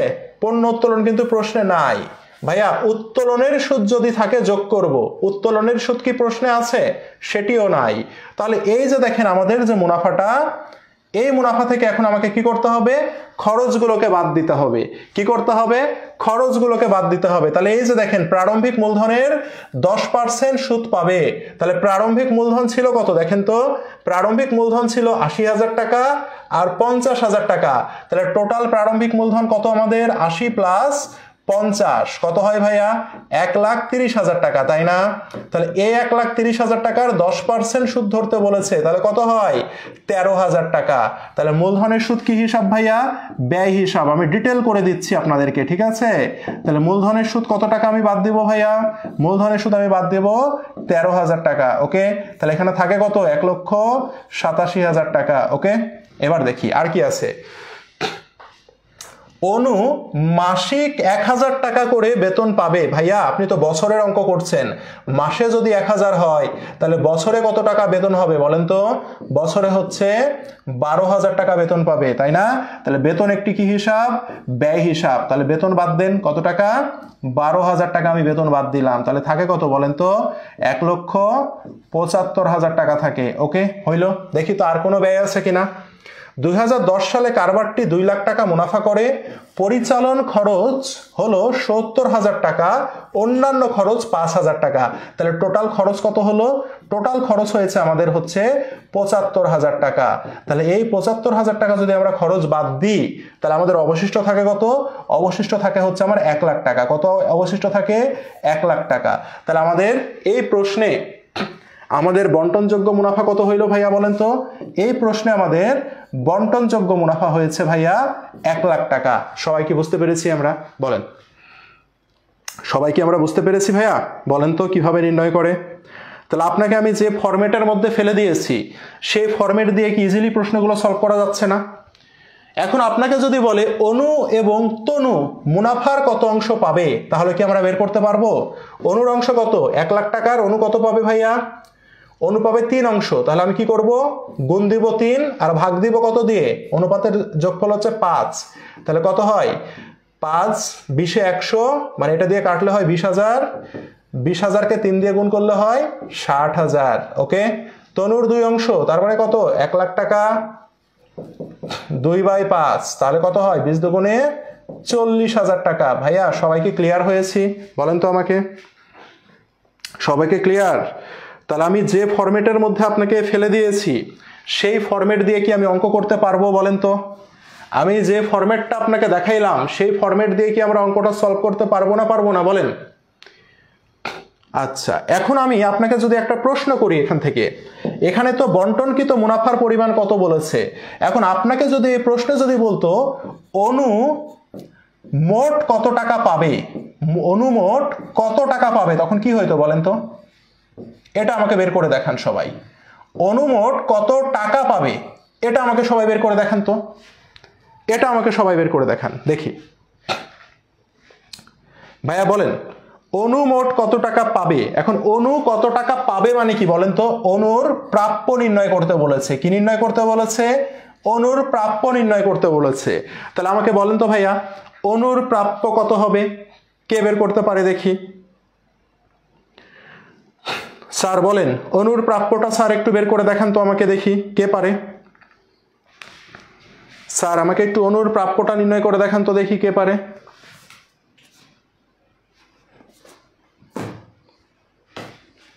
অনুর প্রাপ্য দেখি। আচ্ছা, অনুর প্রাপ্য 72,000 বলছে। দেখি ভাইয়া সবার, এই যে রিটেন, জগন্নাথ হোক আর ঢাবি হোক, রিটেনের জন্য ইম্পর্টেন্ট। হ্যাঁ, এইভাবে রিলেট করে পড়বেন, এইভাবে রিলেট করে পড়বেন, আপনাকে কেউ রিটেনে ঠেকাইতে পারবে না। আর এই সপ্তাহ থেকে আমি একটা করে রিটেন ক্লাস দিব আপনাদের, ঠিক আছে? আমাদের সকল রিটেন ক্লাসই শুরু হবে। আমি এই সপ্তাহ থেকে অ্যাকাউন্টিং এর রিটেন ক্লাস শুরু করছি। আগামী বুধবার অ্যাকাউন্টিং এর রিটেন ক্লাস হবে, বুঝছেন ভাইয়া? আচ্ছা, তাহলে দেখি কত হয়, দেখি। তাহলে অনু, তাই না ভাইয়া? তাহলে অনুর মুনাফার অংশ কত বের হয়েছে ভাইয়া? অনুর মুনাফার অংশ বের হয়েছিল, আমরা দেখলাম 60,000 টাকা, রাইট? এর সাথে কি যোগ হয় ভাইয়া? মূলধনের সুদ যোগ হয়। তাহলে অনুর মূলধনের সুদ কত ছিল? অনুর মূলধন ছিল 80,000। তাহলে 80,000 টাকার উপরে কত পার্সেন্ট সুদ দিতে হবে ভাইয়া? 10%। তার মানে কত? 8,000 টাকা। মূলধনের সুদ কি প্রাপ্য না ভাইয়া? তাহলে মূলধনের সুদ কত? মূলধনের সুদ হচ্ছে 8,000। ওকে, আর কি আছে দেখি তো ভাইয়া। অনু আবার বলেছে বেতন পাবে মাসিক 1,000 টাকা করে বেতন পাবে। তার মানে বেতন কত ভাইয়া অনুর? বেতন হচ্ছে ভাইয়া 12,000 টাকা। তাহলে কত হইল বলেন? 68 12 80,000 টাকা, তাই না ভাইয়া? কি হইল? কেউ তো পারলেন না ভাইয়া, কেউ তো পারলেন না, কেউ তো পারলেন না। আমি বলার পরে গিয়ে উত্তর দেখছি, এর আগে তো কেউ পারলেন না ভাইয়া, দেখি। হ্যাঁ, দেখছেন সবাই 72,000 লিখে রেখেছেন। বেতন আর মুনাফার অংশ। কিন্তু ভাই এই যে মূলধনের যে সুদ ধরতে বলেছে, সুদও কি প্রাপ্য না ভাইয়া? সুদও তো প্রাপ্য নাকি? সুদও কি প্রাপ্য না ভাইয়া? বলেন তো। ঠিক আছে, এই হচ্ছে ঘটনা ভাইয়া, বুঝতে পেরেছেন? তাহলে এই যে আপনার খাতায় যদি একটু তোলা থাকতো বা প্রাপ্যর মধ্যে কি কি যায়, এই জিনিসটা যদি বুঝতেন, তাহলে কি হইতো না? সুদ যে অঙ্কে আছে আপনি খেয়ালই করেননি, দেখছেন? সুদ যে আছে আপনি এটা খেয়ালই করেননি, তাহলে কি হবে ভাইয়া বলেন? ঠিক আছে, আগেই দিয়েছিলাম, বোঝা গেছে ভাইয়া? তাহলে এই যে দেখেন রিটেন করেন আপনারা, তাই না? এই যে দেখেন রিটেনের জন্য ভাইয়া এই টাইপ করে আপনি পড়াশোনা করবেন ভাইয়া। এখানে যতই আপনাকে বন্টনযোগ্য মুনাফা বের করতে বলুক না কেন ভাইয়া, আপনাকে আমি শিখাইলাম না যে এই অঙ্ক থেকে আমরা প্রাপ্য নির্ণয় করতে পারবো? শিখাইছি ভাইয়া। এই অঙ্ক থেকে আমি কি নির্ণয় করতে পারবো? প্রাপ্য নির্ণয় করতে পারবো, ঠিক আছে? তাহলে এই অঙ্ক থেকে প্রাপ্য আমরা নির্ণয় করে ফেলবো। সবাই বুঝতে পেরেছি ভাইয়া? ওকে, থ্যাংক ইউ। সবাই কি বুঝছেন কিনা বলেন? আমি যেটা বোঝানোর ট্রাই করলাম সেটা কি সবাই কি বুঝছেন ভাইয়া? সেটা বলেন তো একটু। সবার আগে উত্তর করেন আর পরে উত্তর করেন, সেটা ফ্যাক্ট না। ফ্যাক্ট হচ্ছে আপনি শিখতে পেরেছেন কিনা। এখানে উত্তর করলে আপনার চান্স হয়ে যাবে, এখানে উত্তর করলে আপনার চান্স হবে। আপনি শিখতে পেরেছেন কিনা সেটা উত্তর করেন। সবার আগে উত্তর করেছি, বোকার মতো কথা বলেন। সবার আগে উত্তর করেছি, আমি উত্তর করেছি, আমি উত্তর করিনি, এগুলা কেমন কথা ভাই? বাচ্চা ছেলে আপনারা, বলেন তো। আমি উত্তর করিনি, আমি উত্তর করেছি, এই সেই, এটা তো ফ্যাক্ট না ভাই। ফ্যাক্ট হচ্ছে আপনি শিখতে পারছেন কিনা, আপনি যে জায়গায় ভুল করেছেন সে ভুলটা বুঝতে পারছেন কিনা, সেটা হচ্ছে ফ্যাক্ট। বোঝা গেছে? এটাই হচ্ছে বোঝানোর ট্রাই করছি। কে আগে উত্তর করলেন পরে করলেন, এটা ফ্যাক্ট নাকি রে ভাই? বলেন। দেখেন ঢাবিতে আসা প্রশ্ন। মামুন মারুফ একটি অংশীদারি কারবারে 2 জন অংশীদার। উক্ত কারবারের নিট মুনাফা 57,000 টাকা। চুক্তি অনুসারে মামুন মারিফের বেতন যথাক্রমে 15,000 টাকা ও 12,000 টাকা। বাকি মুনাফা এত টাকা। মুনাফা 60 এবং 40 অনুপাতে তাদের মধ্যে বন্টন করা হয়। মামুন এবং মারুফের যথাক্রমে টাকাই পাবে কত? হ্যাঁ, মামুন মারুফ যথাক্রমে কত টাকা পাবে সেটা জিজ্ঞাসা করছে, ঠিক আছে? তাহলে মামুন এবং মারুফ কত টাকা পাবে, ঠিক আছে? তাহলে দেখেন বাকি মুনাফা, হ্যাঁ, মুনাফা যদি আমরা 60 এবং 40-এ কি করি? বন্টন করি, তাহলে মামুন এবং মারুফ যথাক্রমে কত টাকা পাবে, মানে তারা মুনাফাটা কত টাকা পাবে। তাহলে এটা বের করা কি ঝামেলা আছে? কোনো ঝামেলা নাই। আমাদের কি দেয়া আছে ভাইয়া? 57,000 টাকা দেয়া আছে। তো এখান থেকে বন্টনযোগ্য মুনাফা বের করি আমরা। 57 থেকে কি করব? বেতন বাদ দিব। একজন বেতন পাচ্ছে 15 আর একজন পাচ্ছে কত? 12। তাহলে 15-12 বাদ দিলে কত হয়? 27। তাহলে থাকে কত? বন্টনযোগ্য মুনাফা 30,000 থাকে। এটা কি আমাদের? এটা হচ্ছে আমাদের বন্টনযোগ্য মুনাফা, তাই না? এটা হচ্ছে আমাদের বন্টনযোগ্য মুনাফা। তাহলে বন্টনযোগ্য মুনাফা কত? 30। তাহলে এই 30,000-কে কি করতে হবে? 60 এবং 40 অনুপাতে ভাগ করে দিতে হবে। তাহলে 30,000, দেখেন কি বলেছে, 60 অনুপাত 40-এ ভাগ করতে হবে। তো এই 0 0 যদি কাটি তাহলে এই যে 6 আর 4 অনুপাতে ভাগ করবো না আমরা? 6 আর 4। তাহলে প্রথম জন পাবে 6, আর 6 আর 4-এ যোগ করলে হয় 10। তাহলে কত হবে প্রথম জনের? কত? 3000। 3 6 18,000। মুনাফার অংশ কত? 18,000। দ্বিতীয় জনের কত ভাইয়া? দ্বিতীয় জন 4। তাহলে কত আমাদের? 4/10। তাহলে কত হবে? 3000। 3 4 12,000। তাহলে মুনাফা কত পাচ্ছে? 18,000 আর 12,000 করে, তাই না? আর এখন কত টাকা পাবে প্রাপ্য যেহেতু জিজ্ঞাসা করেছে, মুনাফার সাথে যোগ করে দেব কি? বেতন যোগ করে দিব। বেতন কত? 15,000। তাহলে 18 আর 15 কত? 33,000। এর বেতন কত? 12,000। তাহলে 12-র সাথে যদি আমরা আর 12 যোগ করে দিই তাহলে কত হবে? 24,000। তাহলে মামুন আর মারুফ কত টাকা করে পাবে আমরা কি সবাই বুঝতে পেরেছি? 33 এবং 24। ক্লিয়ার ভাইয়া? সবাই কি বুঝতে পেরেছেন? বলেন, সবাই কি ক্লিয়ার?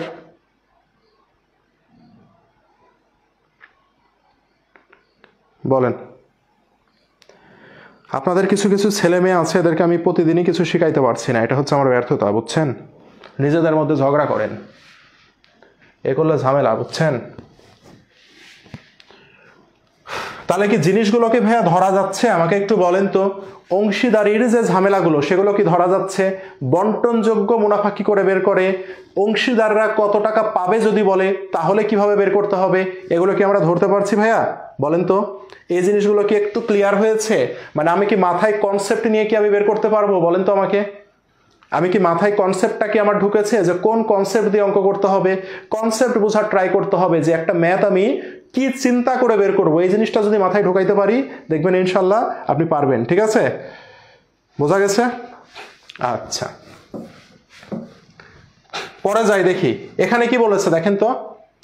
এবার আমরা দেখেন এ সকল সমন্বয়ের পর তাদের মূলধন হিসাবের জের কত টাকা হবে। ঠিক আছে, মূলধন হিসাবের জের বলেছে ভাইয়া। এবার আমরা মূলধন নির্ণয় করা শিখবো। কি নির্ণয় করা শিখবো? মূলধন নির্ণয় করা শিখবো। ক্লিয়ার? তাহলে দেখেন আমরা কি কি নির্ণয় করা শিখলাম এ পর্যন্ত। প্রথমে আমরা শিখেছি, কি কি শিখছি এটা জানা জরুরি। কি কি শিখছি এটা জানা জরুরি, তাহলে আমি বুঝতে পারবো আমার পরীক্ষায় কি আসবে। আমরা শিখলাম বন্টনযোগ্য মুনাফা নির্ণয় করা, রাইট? আমরা শিখলাম অংশীদারদের প্রাপ্য বা পাবে কত টাকা, অংশীদাররা কত টাকা পাবে, এই দুইটা নির্ণয় করা শিখেছি। এবার আমরা শিখবো অংশীদারদের মূলধন নির্ণয় করা শিখবো। কি ভাইয়া? মূলধন নির্ণয় করা শিখবো। ঠিক আছে, এখন দেখেন তাওফিক ও নাফিস দুইজন অংশীদার, যাদের 1 তারিখে মূলধন ছিল কত টাকা? এত টাকা ও এত টাকা। ভাইয়া 1 তারিখে যে মূলধন তার নাম কি মূলধন? তার নাম প্রারম্ভিক মূলধন। ভাইয়া এটা আবার কেমন কথা হইল? প্রারম্ভিক মূলধনের টাকা তারা দিয়ে দিয়েছে, দিয়ে আবার বলছে মূলধন হিসাবে জের কত হবে। তাহলে আমাকে একটু কষ্ট করে বলেন তো ভাইয়া, প্রারম্ভিক মূলধনের জের যদি দিয়ে দেয়, দিয়ে যদি আপনাকে বলে যে মূলধন হিসাবের জের কত টাকা হবে, এটার অর্থ কি? আমাকে সমাপনী মূলধন নির্ণয় করতে বলছে না? আমাকে কোন মূলধন নির্ণয় করতে বলছে? সমাপনী মূলধন নির্ণয় করতে বলছে। এটা কি বুঝতে পেরেছি ভাই? আমরা বলি তো সকলে দেখি, বলেন। আমাকে প্রারম্ভিক মূলধনের টাকা দিয়ে দিয়েছে, দেখেন 40 আর 50 দিয়ে আমাকে বলছে মূলধন হিসাবের জের কত টাকা। ভাইয়া তার মানে এটি কোন মূলধন নির্ণয় করতে বলছে? প্রারম্ভিকের জের যদি দিয়ে দেয়, দিয়ে যদি মূলধন নির্ণয় করতে বলে, দ্যাট মিনস এটা আমাকে সমাপনী মূলধন নির্ণয় করতে বলছে। সবাইকে ক্লিয়ার ভাইয়া? বলেন। Very good, very good. তাহলে আমাদেরকে সমাপনী মূলধন নির্ণয় করতে বলছে। ওকে, তাহলে আমরা এখন লিখি যে সমাপনী মূলধন নির্ণয়, আমরা একটু সূত্রটা লিখি ভাইয়া। ঠিক আছে, সমাপনী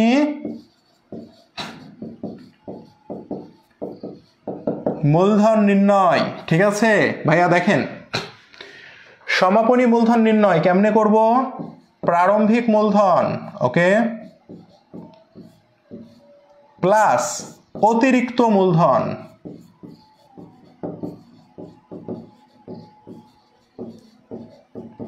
হয়েছে, দুইটার যোগফল। ঠিক আছে, দিয়ে এখানে একটা অ্যামাউন্ট বের হবে, হবে না ভাইয়া? হবে।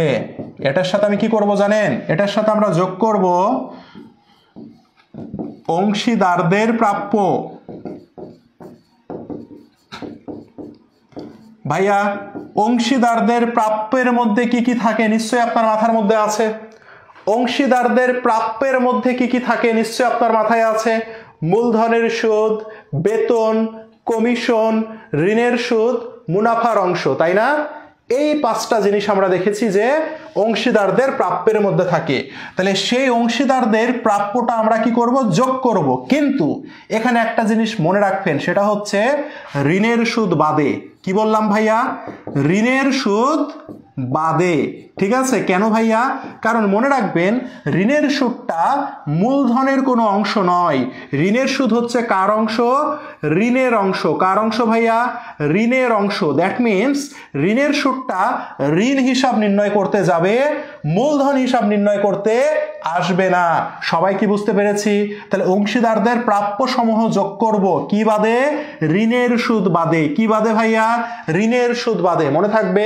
এবার এখান থেকে আমি মাইনাস করব কি? মাইনাস করব আমরা কর্তন সমূহ। মাইনাস করব কি ভাইয়া? কর্তন সমূহ। ভাইয়া কর্তন সমূহের মধ্যে কি কি থাকে নিশ্চয় মাথায় আছে ভাইয়া? কর্তন সমূহের মধ্যে থাকে উত্তোলন। কি থাকে ভাইয়া? উত্তোলন থাকে। কি কি উত্তোলন? পণ্য উত্তোলন, আর কি ভাইয়া? নগদ উত্তোলন, আর কি থাকে? উত্তোলনের সুদ, আর কি থাকে? উত্তোলনের সুদ। এই 3টা জিনিসকে আমরা কি করে দিব? মাইনাস করে দিব। দিয়ে যে টাকাটা থাকবে তার নামই কি ভাইয়া? তার নামই থাকবে হচ্ছে সমাপনী মূলধন। তার নামই কি হবে? সমাপনী মূলধন। মনে থাকবে? বলেন। সবাই কি ক্লিয়ার হয়েছি ভাইয়া? তাহলে আমাকে বলেন ভাইয়া, আমাকে সবাই একটু কষ্ট করে বলেন, আমার কি মাথায় ছিল যে অংশীদারদের প্রাপ্যের মধ্যে কি কি থাকে? ছিল ভাইয়া। কিন্তু যখন আমি মূলধন নির্ণয় করব ঋণের সুদটা আসবে না। ঋণের সুদ ব্যতীত প্রাপ্যের মধ্যে যা যা আসে সবকিছু এর মধ্যে ঢুকবে। কর্তনের মধ্যে কি ছিল? কর্তনের মধ্যে ছিল উত্তোলন আর উত্তোলনের সুদ। উত্তোলন আবার 2 প্রকার, পণ্য উত্তোলন এবং নগদ উত্তোলন, সেটা। আর সেই সাথে সাথে উত্তোলনের সুদটাকে আমরা মাইনাস করে দিব। দিলে আমরা যেটা পাবো সেটাই হচ্ছে আমার কি? সমাপনী মূলধন। খাতায় লেখা হয়েছে ভাইয়া? সকল উত্তোলন, সকল উত্তোলন, সকল উত্তোলন লিখেই তো দিয়েছি। পণ্য উত্তোলন, নগদ উত্তোলন, উত্তোলনের সুদ, এই 3টা হচ্ছে কর্তন। সবার কি লেখা হয়েছে ভাইয়া? সবার কি লেখা হয়েছে? সবাই একটু কষ্ট করে লিখে নেন তো ভাইয়া। সবাই একটু কষ্ট করে খাতায় লিখে নেন। আমরা এবার এই প্রশ্নটা কি করব? সলভ করব। ঠিক আছে? সবাই একটু কষ্ট করে লিখে নেন, আমরা এই প্রশ্নটা সলভ করব। ওকে? অনেক বড় প্রশ্ন, আমরা সলভ করি। ঠিক আছে? এখন দেখেন, সমন্বয়ের পর তাদের মূলধনের অংশ কত? তাহলে এখানে 2 জন আছে, দেখেন, তৌফিক এবং নাফিস। ঠিক আছে? আমরা একজন লিখবো টি আর একজন লিখবো এন। ঠিক আছে? আচ্ছা, ঠিক আছে। তাহলে দেখেন প্রারম্ভিক মূলধন ছিল কত? যথাক্রমে 40 এবং 50। তাহলে এখন আমরা লিখি প্রারম্ভিক মূলধন 40 এবং আরেকজনের ছিল কত? 50। অতিরিক্ত মূলধন কি প্রশ্নে ছিল ভাইয়া? দেখেন তো, অতিরিক্ত প্রশ্নে মূলধন ছিল প্রশ্নে? অতিরিক্ত মূলধন কিন্তু প্রশ্নে আমাদের ছিল না। ঠিক আছে? তাহলে আমাদেরকে কি করতে হবে? প্রাপ্যগুলো লিখি আমরা। এখন প্রাপ্যর মধ্যে আমরা দেখতে পাচ্ছি, প্রাপ্যের মধ্যে আমরা দেখতে পাচ্ছি কি? প্রাপ্যের মধ্যে আমরা দেখতে পাচ্ছি প্রশ্নে 10% মূলধনের উপরে সুদ ধরতে বলেছে। তাহলে মূলধনের সুদ প্রাপ্য। তাহলে দেখেন 40,000 টাকার উপরে যদি 10% ধরি কত হবে? 4,000। আবার এর আছে 50,000, তাহলে 50,000-এর উপরে যদি 10% করি তাহলে কত হবে? 5,000। তাহলে মূলধনের সুদ প্রাপ্য, সে কারণে যোগ করি। একজনের হচ্ছে 4,000, আরেকজনের কত? 5,000। হইল ভাইয়া? আবার কি বলেছে দেখেন তো, বলেছে 2006 সালে তৌফিক 22,000, নাফিস 15,000 টাকা বেতন পাবে। ভাইয়া বেতনও কি বলেন তো? প্রাপ্য না? তাহলে বেতন দুইটাকে যোগ করি। একজনের হচ্ছে কত? 22, আরেকজনের কত? 15। ভাইয়া এরপরে কি করতে হবে? ভাইয়া মুনাফা আছে না প্রশ্নে? দেখেন তো মুনাফা আছে, তাই না? বন্টনযোগ্য মুনাফা বের করতে হবে। দেখেন মোট মুনাফা দিয়ে দিয়েছে কত? মোট মুনাফা দিয়েছে 1 লাখ টাকা। তাহলে এই 1 লাখ টাকা থেকে আমাকে কি করতে হবে? বন্টনযোগ্য মুনাফা বের করতে হবে। তাহলে বন্টনযোগ্য মুনাফা যেহেতু বের করব, বন্টনযোগ্য মুনাফা কি করে বের করে? 1 লাখ টাকা থেকে আমরা কি করব? এই যে দেখেন মূলধনের সুদ 9,000 বাদ দিব। বাদ দিব না ভাইয়া? বাদ দিব কি? বেতন বাদ দিব। বেতন আছে 37,000 টাকা বাদ দিব। তাহলে থাকে কত দেখি তো আমরা? তাহলে থাকে হচ্ছে আমাদের, এখানে করলে হয় 46। তাহলে 1 লাখ থেকে 46 বাদ দিলে থাকে কত? 54,000 টাকা। বন্টনযোগ্য মুনাফা হচ্ছে 54,000 টাকা। এখন মুনাফা কিভাবে ভাগ করবে দেখেন তো, মুনাফা সমান অংশে ভাগ করে, সমান অংশ। তাহলে এটা 2 দিয়ে ভাগ করে দেন, যেহেতু 2 জন অংশীদার। তাহলে মুনাফার অংশ হবে 27,000 টাকা করে। কত ভাইয়া? 27,000 টাকা। তাহলে এই যে দেখেন অংশীদারদের প্রাপ্য মুনাফার অংশ কত ভাইয়া? 27,000 হইল। আর কি কিছু আছে ভাইয়া? দেখেন তো অংশীদারদের প্রাপ্য কি আর কিছু আছে? অংশীদারদের প্রাপ্য আর কিচ্ছু নাই। যেহেতু নাই তাহলে এগুলোকে আমরা যোগ করি দেখি। 40 আর 44, 44 আর 22 কত বলেন তো? 44 আর 22 হচ্ছে 66, 66 আর কত এখানে? 27। তাহলে 66 আর 27 হচ্ছে 80, 7 6 13, তার মানে 93,000 টাকা। এর কত হয়? 55, 55 আর 15 কত বলেন তো? 70, 70 আর 27 হচ্ছে 97,000 টাকা। ওকে, এবার মাইনাস করব কি? কর্তন মাইনাস করব। ভাইয়া কর্তনের মধ্যে কি যায়? উত্তোলন যায়, উত্তোলনের সুদ যায়। এ অঙ্কে উত্তোলনও নাই, উত্তোলনের সুদও নাই। দ্যাট মিনস এটাই হচ্ছে আমার কি? এটি হচ্ছে আমার সমাপনী মূলধন। এটাই কি আমার? এটাই হচ্ছে আমার সমাপনী মূলধন। সবাই কি বুঝতে পেরেছি ভাইয়া? বলেন, সবাই কি আমরা বুঝতে পেরেছি ভাইয়া? দেখছেন কত বড় অঙ্ক, কত বড় অঙ্ক আমরা কি বুঝতে পেরেছি ভাইয়া? দেখেন কত বড় অঙ্ক এটা, কত কি মাথায় নিতে হলো, দেখছেন কত কি মাথায় নিতে হলো আমাদেরকে। সবাইকে ক্লিয়ার কিনা বলেন, সবাইকে ক্লিয়ার কিনা বলেন, সবাই ক্লিয়ার? এগুলো কষ্ট হলেও শিখবেন, হ্যাঁ, কারণ এগুলো রিটেনের জন্য আসতে পারে। হ্যাঁ, রিটেনের জন্য আসতে পারে। জগন্নাথ যদি আলাদা পরীক্ষা নেয়, জগন্নাথে কিন্তু রিটেন আছে ভাইয়া, রিটেনে মার্ক বেশি এবং ওরা কিন্তু বড় বড় ম্যাথ দেয়। তখন এই বড় বড় ম্যাথ কিন্তু আপনাকে করে আসতে হবে, ওদের তো এমসিকিউতে মার্ক নাই। জগন্নাথের পরীক্ষা মেনলি রিটেন বেসড, বুঝছেন? তো সেটা কি হবে বোঝা যাচ্ছে না, কিন্তু জগন্নাথ বা ঢাবি যাই বলেন, এমসিকিউতে এগুলো খুব একটা আসে না ইদানিং। এগুলো আগের অঙ্ক, তারপরে আমরা বেসিকটা শিখে রাখবো। বোঝা গেছে ভাইয়া? হ্যাঁ, কর্তন নাই, ঠিক আছে। কঠিন লাগুক, আপনি বোঝার ট্রাই করেন যে আমি বুঝছি কিনা জিনিসটা, ঠিক আছে, তাহলে হয়ে যাবে। ঠিক আছে, এই যে দেখেন উত্তর খতে আছে। পরে যাই আমরা, দেখেন এবার কি বলছে। এবার আমাদের বলেছে বছর শেষে অংশীদার গয়ের মূলধন ছিল 28,000 টাকা। বছর শেষে, বছর শেষে মূলধন ছিল কত টাকা? তার মানে সমাপনী মূলধন। সমাপনী মূলধন আমাদের কত ছিল বলেন তো? সমাপনী মূলধন ছিল আমাদের 28,000 টাকা, তাই না ভাইয়া? 28,000 টাকা। এখন আপনাকে বলছে কি ভাইয়া প্রারম্ভিক মূলধন ছিল কত, সেটা জিজ্ঞাসা করতে বলেছে। রাবির প্রশ্ন, দেখছেন? তাহলে ভাইয়া দেখেন তো আমরা কি করলাম, প্রারম্ভিকের সাথে আমরা অতিরিক্তকে যোগ করেছি, প্রাপ্যকে যোগ করেছি, তাই না? প্রাপ্যকে যোগ করেছি আর কর্তনকে কি করেছি? কর্তনকে মাইনাস করেছি। তাহলে প্রারম্ভিকের সাথে যদি অতিরিক্ত যোগ করি, প্রাপ্যকে যোগ করি, কর্তনকে মাইনাস করি, তাহলে সমাপনীর সাথে আমি কি করব বলেন তো? সমাপনীর সাথে আমরা অতিরিক্তকে বিয়োগ করব না, উল্টাটা করব না ভাইয়া? প্রাপ্যকে আমি কি করেছি? প্রারম্ভিকের সাথে যোগ করেছি প্রাপ্যকে, তাহলে সমাপনীর সাথে প্রাপ্যকে কি করব বলেন তো? মাইনাস করব। কর্তনকে আমি মাইনাস করেছি কার সাথে? প্রারম্ভিক থেকে, তাহলে আমরা কি করব এখানে? কর্তনকে যোগ করব। ঠিক আছে, করার পরে আমি যে টাকাটা পাবো সেটাই হচ্ছে আমার প্রারম্ভিক মূলধন। উল্টা, এটা হচ্ছে কি হবে ভাইয়া? এটা হচ্ছে উল্টা হবে। তাহলে আমরা একটু করি দেখি তো। দেখেন গয়ের মূলধন ছিল 28,000 টাকা, কখন? বছর শেষে, তার মানে সমাপনী মূলধন 28। ওই বছরে উত্তোলন করে 10,000। ভাইয়া উত্তোলন মানে কি? উত্তোলন মানে হচ্ছে কর্তন। তাহলে কি হবে? 10,000 টাকা যোগ করব, কর্তন করলে যোগ করব। লভ্যাংশ বাবদ 5,000 টাকা। লভ্যাংশ মানে কি? লাভের অংশ। তাহলে লাভের অংশ মানে কি? এটা প্রাপ্য। মুনাফার অংশ কত? 5,000 টাকা, মাইনাস করব। হইল? আর কি বলেছে? মূলধনের সুদ 3,000 টাকা। ভাইয়া মূলধনের সুদ মানে কি ভাইয়া? মূলধনের সুদ এটাও হচ্ছে প্রাপ্য। তাহলে সে প্রাপ্য কত? 5 আর 3 কত হইলো? তাহলে প্রাপ্য, প্রাপ্য হইলো 8,000 টাকা হইলো। এখন আপনাকে বলছে প্রারম্ভিক কত, তাহলে আমি কি করব ভাইয়া? 28,000 থেকে 8,000 বাদ দিব, এই যে প্রাপ্যকে বাদ দিব, থাকে কত? 20। 20-এর সাথে আমি 10 যোগ করে দিব, তাহলে কত হবে ভাইয়া? প্রারম্ভিক মূলধন 30,000 টাকা। কত হবে ভাইয়া? 30,000 টাকা। সবাই বুঝতে পেরেছি? হ্যাঁ, উল্টা করতে হবে। ভেরি গুড, বুঝতে পেরেছি ভাইয়া। সবাই কি ঘটনাটা বুঝতে পারলাম? আমার যদি প্রারম্ভিকের মান দিয়ে দিয়ে সমাপনী বের করতে বলে তাহলে কি করব? সমাপনীর মান দিয়ে যদি প্রারম্ভিক বের করতে বলে তাহলে আমি কি করব? আমার মাথায় যদি থাকে কোনগুলো কর্তন এবং কোনগুলো প্রাপ্য, তাহলে আমি ইজিলি বের করতে পারবো না? পারবো না? বলেন পারবো ভাইয়া ইজিলি? বলেন তো দেখি, সবাই কি আমরা ইজিলি বের করতে পারবো না পারবো না? বলেন। ওকে, ভেরি গুড, থ্যাংক ইউ। রাবিতে আসা প্রশ্ন কিন্তু, হ্যাঁ ইম্পর্টেন্ট। হ্যাঁ, যদি আপনাদের দেয় তাহলে এমসিকিউতে এরকম সহজ দিবে, এরকম সহজ দিবে, বুঝতে পেরেছেন? ওকে, থ্যাংক ইউ। আমার মনে হয় যে আমরা সকলে বুঝতে পেরেছি, রাইট? আচ্ছা, এবার দেখেন আমরা একটু কমিশন সংক্রান্ত জিনিসপত্র পড়বো, ঠিক আছে? কমিশন সংক্রান্ত এইচএসসি তে আপনারা পড়েছেন, কি পড়েছেন? নিট লাভ, কমিশন পূর্ব নিট মুনাফা। হ্যাঁ, কমিশন পূর্ব নিট মুনাফার উপরে কমিশন।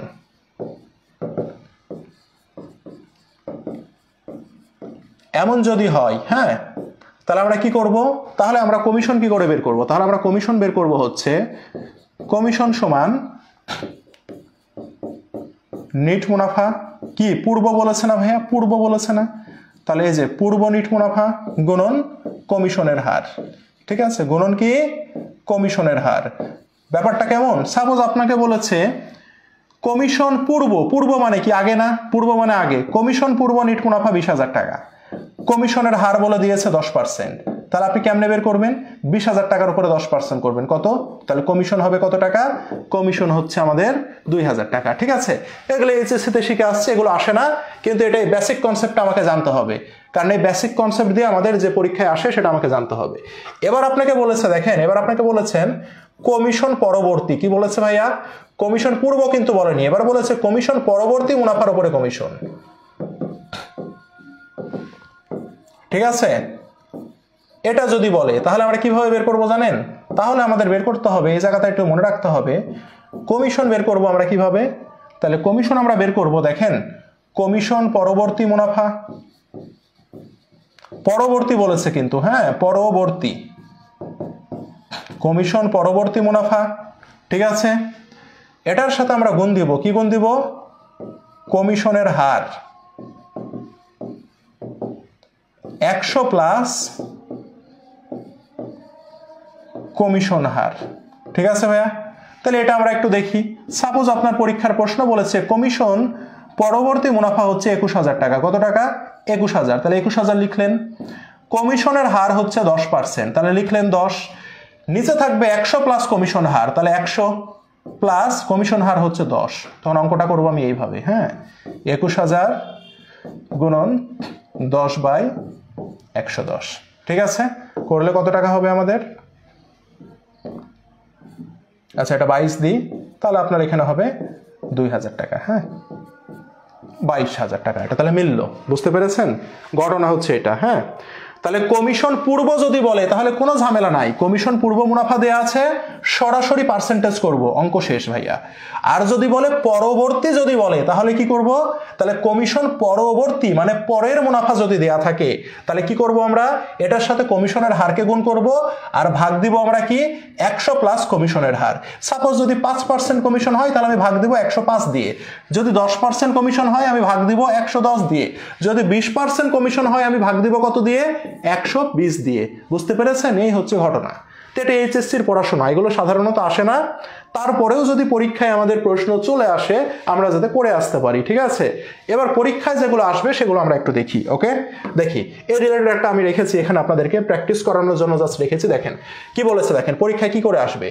একটি অংশীদারি ফার্মের কমিশন চার্জ করার পূর্বের নিট মুনাফা, পূর্বের মানে আগের, ঠিক আছে, 1,10,000 টাকা, কমিশন চার্জ করার পরবর্তী নিট মুনাফার উপরে 10% কমিশন ধরতে হবে। কি বলেছে দেখেন তো?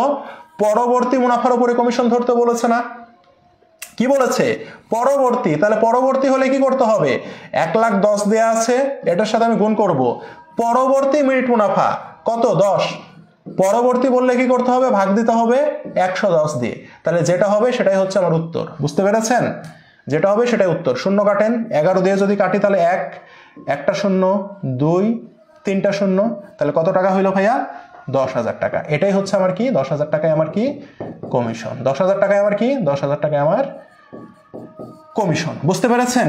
এই যে যেটা আমরা শিখলাম এইভাবে থাকবে পরীক্ষায়। বুঝতে পেরেছেন? এইভাবে আমাদের পরীক্ষায় থাকবে। হ্যাঁ, 100-র সাথে যোগ করবেন, রাইট? তাহলে আমরা এইভাবে করব, ঠিক আছে? তাহলে আমরা কমিশনের পরিমাণটা আমরা পেয়ে গেলাম। এই যে পরবর্তী বলেছে। এবার দেখেন, এগুলো আসলে খুব বাচ্চাকালের প্রশ্ন, এগুলো আসবে না। আমাদের পরীক্ষায় কি আসবে সেটা আমরা দেখি। দেখেন, যশোর বিজ্ঞান ও প্রযুক্তি, দেখেন গুচ্ছের মধ্যে একটা ডমিনেন্ট বিশ্ববিদ্যালয় যারা পরীক্ষার দায়িত্বে থাকে।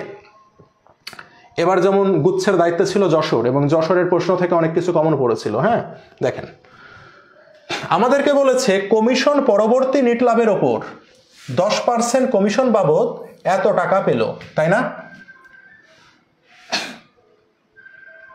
এখন বলেছে মিস্টার জনি পিটার পল অংশীদার হিসাবে 7, 8, 5 লাভ ক্ষতিতে তাদের লাভের অংশ বাবদ কত টাকা পেল। ঠিক আছে, দেখেন ইন্টারেস্টিং প্রশ্ন। দেখেন কি বলেছে, কমিশন পরবর্তী লাভ। ভাইয়া কমিশন পরবর্তী লাভ মানেই মনে রাখবেন বন্টনযোগ্য মুনাফা। কি বললাম ভাইয়া?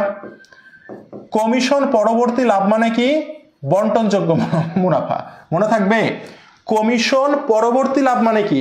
কমিশন দেওয়ার পরে যতটুকু লাভ থাকে তাকে আমরা বলছি কমিশন পরবর্তী লাভ।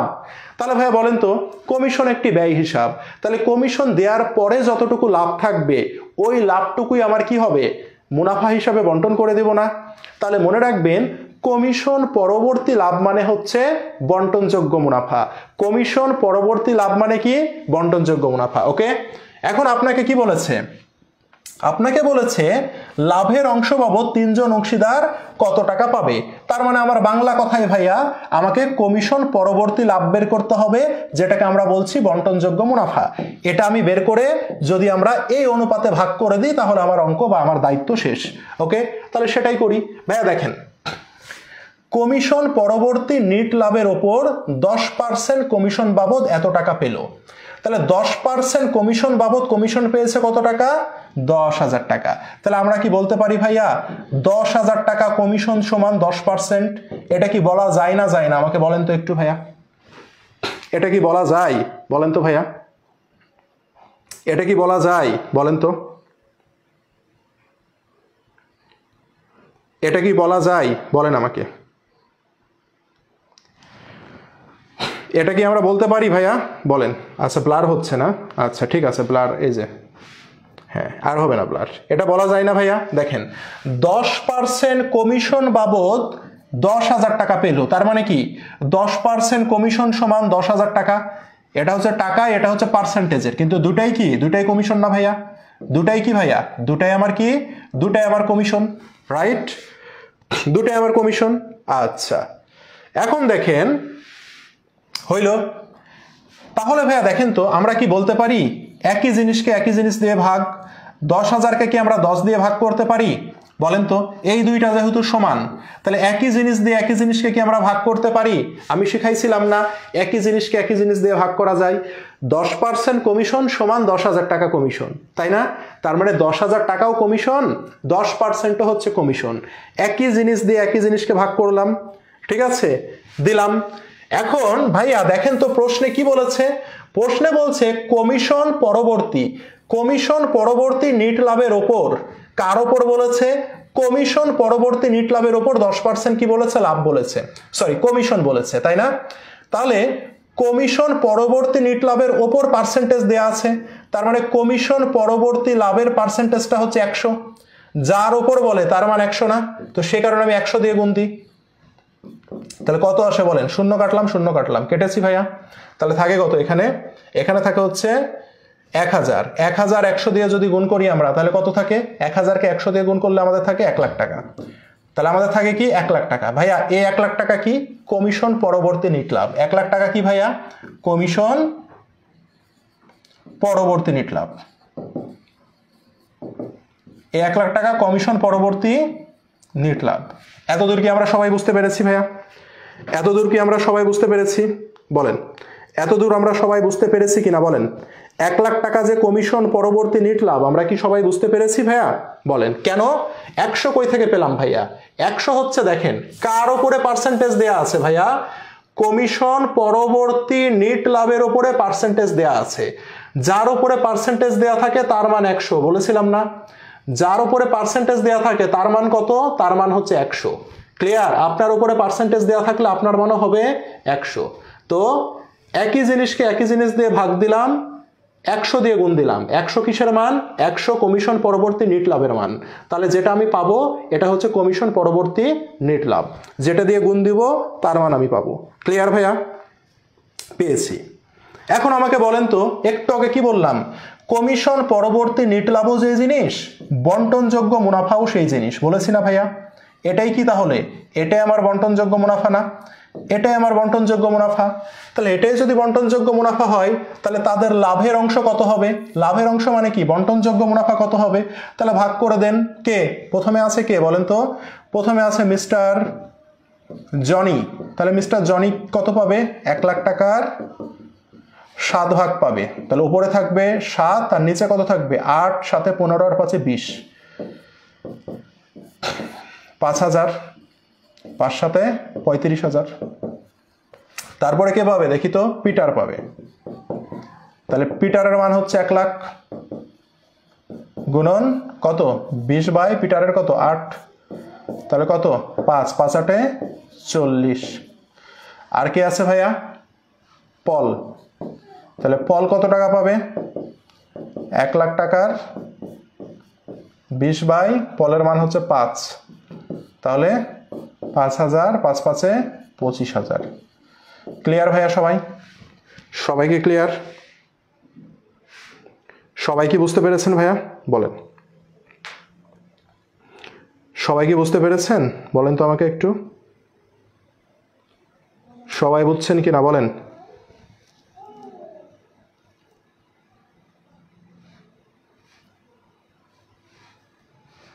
বলেন।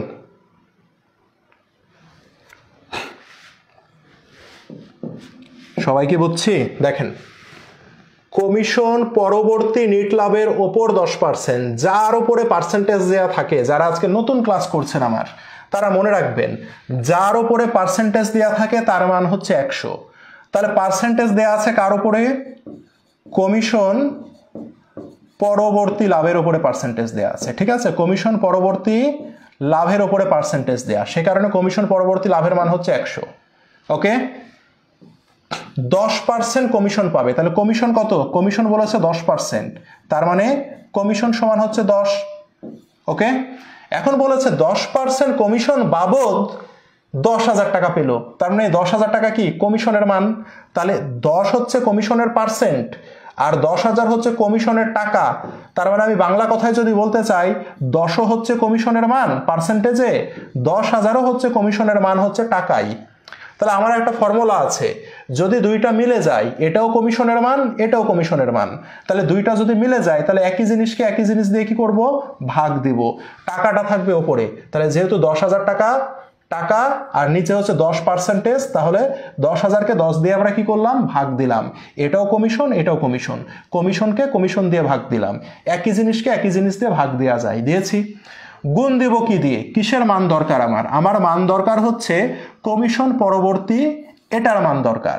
তাহলে যেটার মান বের করতে চাবো তার মান দিয়ে আমি গুণ দিব। দিলাম ভাইয়া। এটা ক্যালকুলেট করলে হয় 1 লাখ টাকা। এই 1 লাখ টাকা কি বের হলো আমাদের? এই 1 লাখ টাকা আমাদের বের হলো কমিশন পরবর্তী লাভ, ঠিক আছে? কমিশন পরবর্তী লাভ। ভাই আমরা কি জানি? কমিশন পরবর্তী লাভ মানেই হচ্ছে বন্টনযোগ্য মুনাফা, তাই না? এটা মানেই কি?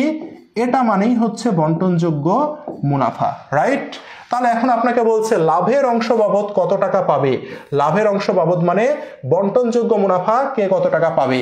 তাহলে এই যে দেখেন মুনাফার হার দেয়া আছে, 1 লাখ টাকাকে আপনি মুনাফার হার দিয়ে 3 জনের মাঝে ভাগ করে দেন, তাহলে উত্তর পেয়ে যাবেন। ক্লিয়ার? বলেন, বুঝতে পেরেছেন ভাইয়া? বলেন, সবাই বুঝছেন কিনা বলেন।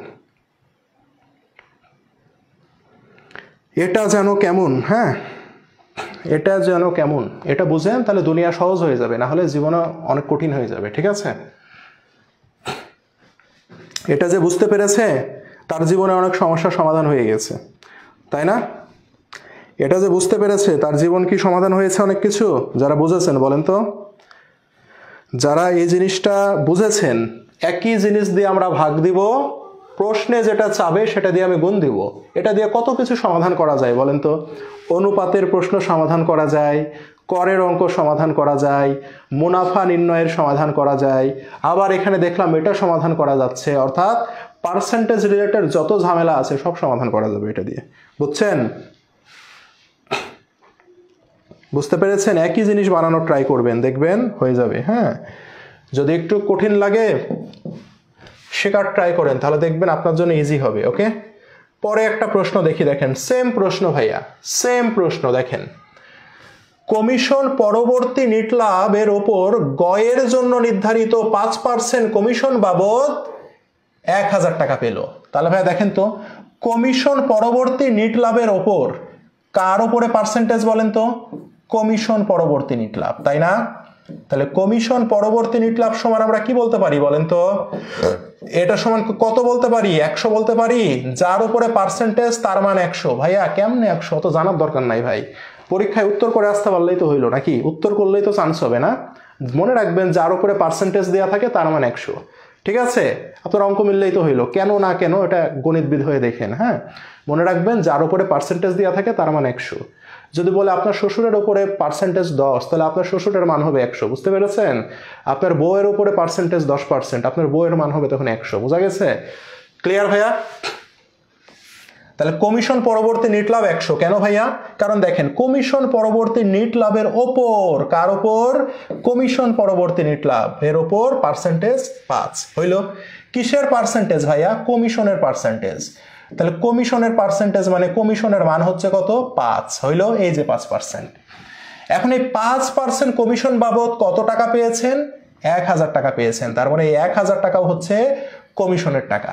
তার মানে দেখেন কমিশন হচ্ছে 5% আর কমিশন হচ্ছে 1000 টাকা। এটাও কমিশন, এটাও কমিশন ভাইয়া। তাহলে কি করব? একই জিনিসকে একই জিনিস দিয়ে ভাগ দিব। তাহলে দিই 1000 টাকা ভাগ 5 দিয়েছি। কি লাগবে আমার? বলেছে লাভের অংশ বাবদ খ কত টাকা পাবে। ভাই লাভের অংশ মানে হচ্ছে বন্টনযোগ্য মুনাফা। লাভের অংশ বাবদ মানে কি? বন্টনযোগ্য মুনাফা বের করা লাগবে ভাইয়া। তাহলে বন্টনযোগ্য মুনাফা মানে কি? কমিশন পরবর্তী নিট লাভ মানে কি? বন্টনযোগ্য মুনাফা না? তাহলে আমি গুণ দিব কি দিয়ে? এই মান লাগবে। তাহলে যে মান লাগবে সেটা দিয়ে গুণ দিব, 100 দিয়ে গুণ দিব। তাহলে কত আসে দেখি তো? 5 20 100 আর একটা শূন্য। 20 টাকার নোট যদি 100টা হয় তাহলে কত টাকা হয় বলেন তো? 2000 টাকা হয়, তাই না? 2000 টাকা হয়, সরি 200, তাই না? তাহলে 200 মানে এখানে 20,000 টাকা হয়। তাহলে 20,000 টাকা কি বের হলো? কমিশন পরবর্তী নিট লাভ, যেটাকে আমরা কি বলতে পারি? যেটাকে আমরা বলতে পারি বন্টনযোগ্য মুনাফা। কি বলতে পারি? বন্টনযোগ্য মুনাফা। তাহলে বন্টনযোগ্য মুনাফা আমার কত হইল? 20,000 হইল। এখন বলেছে দেখেন কি বলেছে, আমাকে বলেছে ক খ সম অংশীদার, কিন্তু এখানে অংশীদার আবার আছে 3 জন। দেখেন তো ভাইয়া, এই যে গ আছে না একজন, গ একজন অংশীদার, ক একজন অংশীদার, খ একজন অংশীদার। তাহলে অংশীদার কয়জন? 3 জন অংশীদার। তাহলে 3 জন অংশীদার কি বলেছে? সম অংশীদার মানে কি? 3 জনই সমান সমান। এখন তাহলে এই 20,000 টাকাকে আপনি 3 দিয়ে ভাগ করে দেন, তাহলে কত হয় ভাইয়া? 3 দিয়ে যদি 20,000কে ভাগ করেন কত আসে? 67.667, তাই না? 3 6 কত? 18, 2 0 3 6 কত? 18, 2 0 3 6 কত? 18, 2 0 কত আসে? 3 6 18, চলতেই থাকবে, অর্থাৎ 6,667 টাকা আসে। ঠিক আছে, আপনাকে কি বলেছে? খ বাবদ কত টাকা পাবে, তাই না? 3 জনই সমান পাবে, তার মানে ক যা পাবে, খ যা পাবে, গ যা পাবে, যেহেতু 3 জনই সমান। বুঝতে পেরেছেন? এই হচ্ছে উত্তর, এই হচ্ছে উত্তর। ঠিক আছে, এই হচ্ছে উত্তর। বুঝতে পেরেছেন? 10,000 না ভাইয়া, এখানে তো অংশীদার 3 জন। হ্যাঁ, এখানে তো অংশীদার 3 জন। গ আছে না একজন, এখানে একজন গ আছে না? গ এর জন্য নির্ধারিত 5%, তাই না? আর কি বলেছে? ক খ সম অংশীদার। এখন গ কি অংশীদার? কিছু বলেছে? ক খ সম অংশীদার মানে গ সম অংশীদার, কিছু বলা নাই মানে কি? ক খ গ 3 জনই সমান, কিছু বলেছে? ক খ সম অংশীদার বলেছে। গ সম্পর্কে কিছু বলেছে? কিছু বলেনি, মানে 3 জনই সমান, এরা 3 জনই সমান। কিছু না বলা থাকলে কি 3 ভাগে ভাগ করে দিবেন না মুনাফা? অংশীদার তো 3 জন, 2 জন তো অংশীদার না। ক খ আর এই যে গ, গ গতে গাধা, গাধা আছে একজন, তাহলে কি বলেন তো?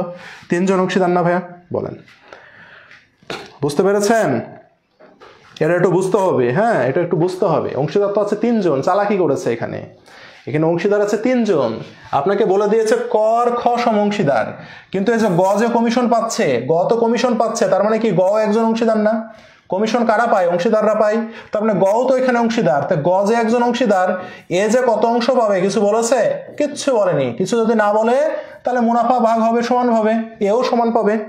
বুঝতে পেরেছেন?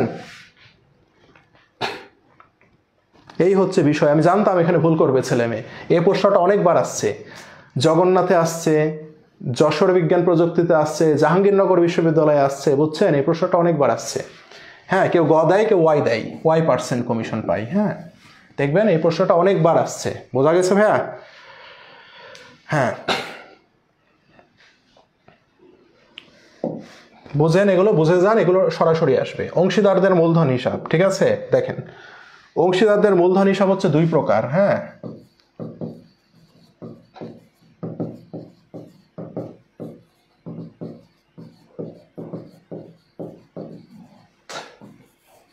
তোলেন, এটা তোলেন তো ভাইয়া সবাই একটু খাতায়।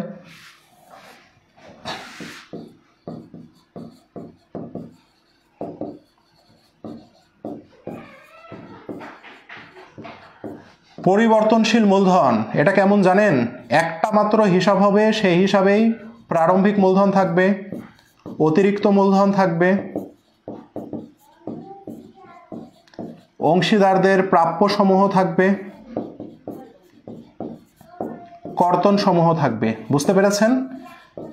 একটি হিসাবের মধ্যেই কি থাকবে? একটি হিসাবের মধ্যেই প্রাপ্য মূলধন থাকবে, মানে প্রারম্ভিক থাকবে, অতিরিক্ত মূলধন থাকবে, অংশীদারদের প্রাপ্য সমূহ থাকবে, কর্তন সমূহ থাকবে। এগুলো যদি একটি হিসাবের মাধ্যমেই থাকে, মধ্যেই থাকে, তাহলে তাকে আমরা বলবো পরিবর্তনশীল মূলধন পদ্ধতি। ওকে, আরেকটা মূলধন আছে, তাকে আমরা বলি স্থিতিশীল মূলধন পদ্ধতি, ঠিক আছে? বা স্থায়ী মূলধন পদ্ধতি, ঠিক আছে? স্থিতিশীল বা স্থায়ী মূলধন পদ্ধতি, ঠিক আছে? ঠিক আছে, মূলধন পদ্ধতি। তো এই মূলধন পদ্ধতির আবার দুইটা অংশ হবে, ঠিক আছে? দুইটা অংশ হবে, ঠিক আছে? প্রথমটা হচ্ছে অংশীদারদের মূলধন হিসাব, যেটা হয়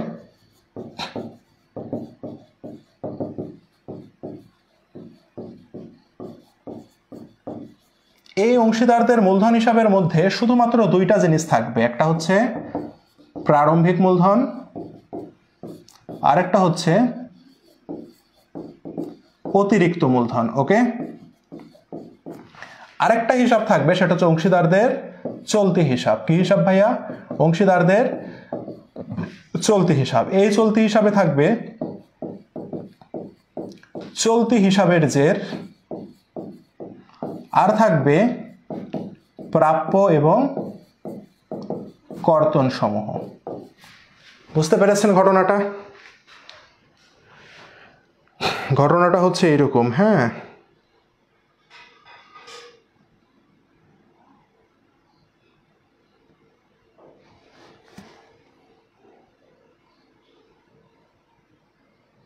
দেখেন,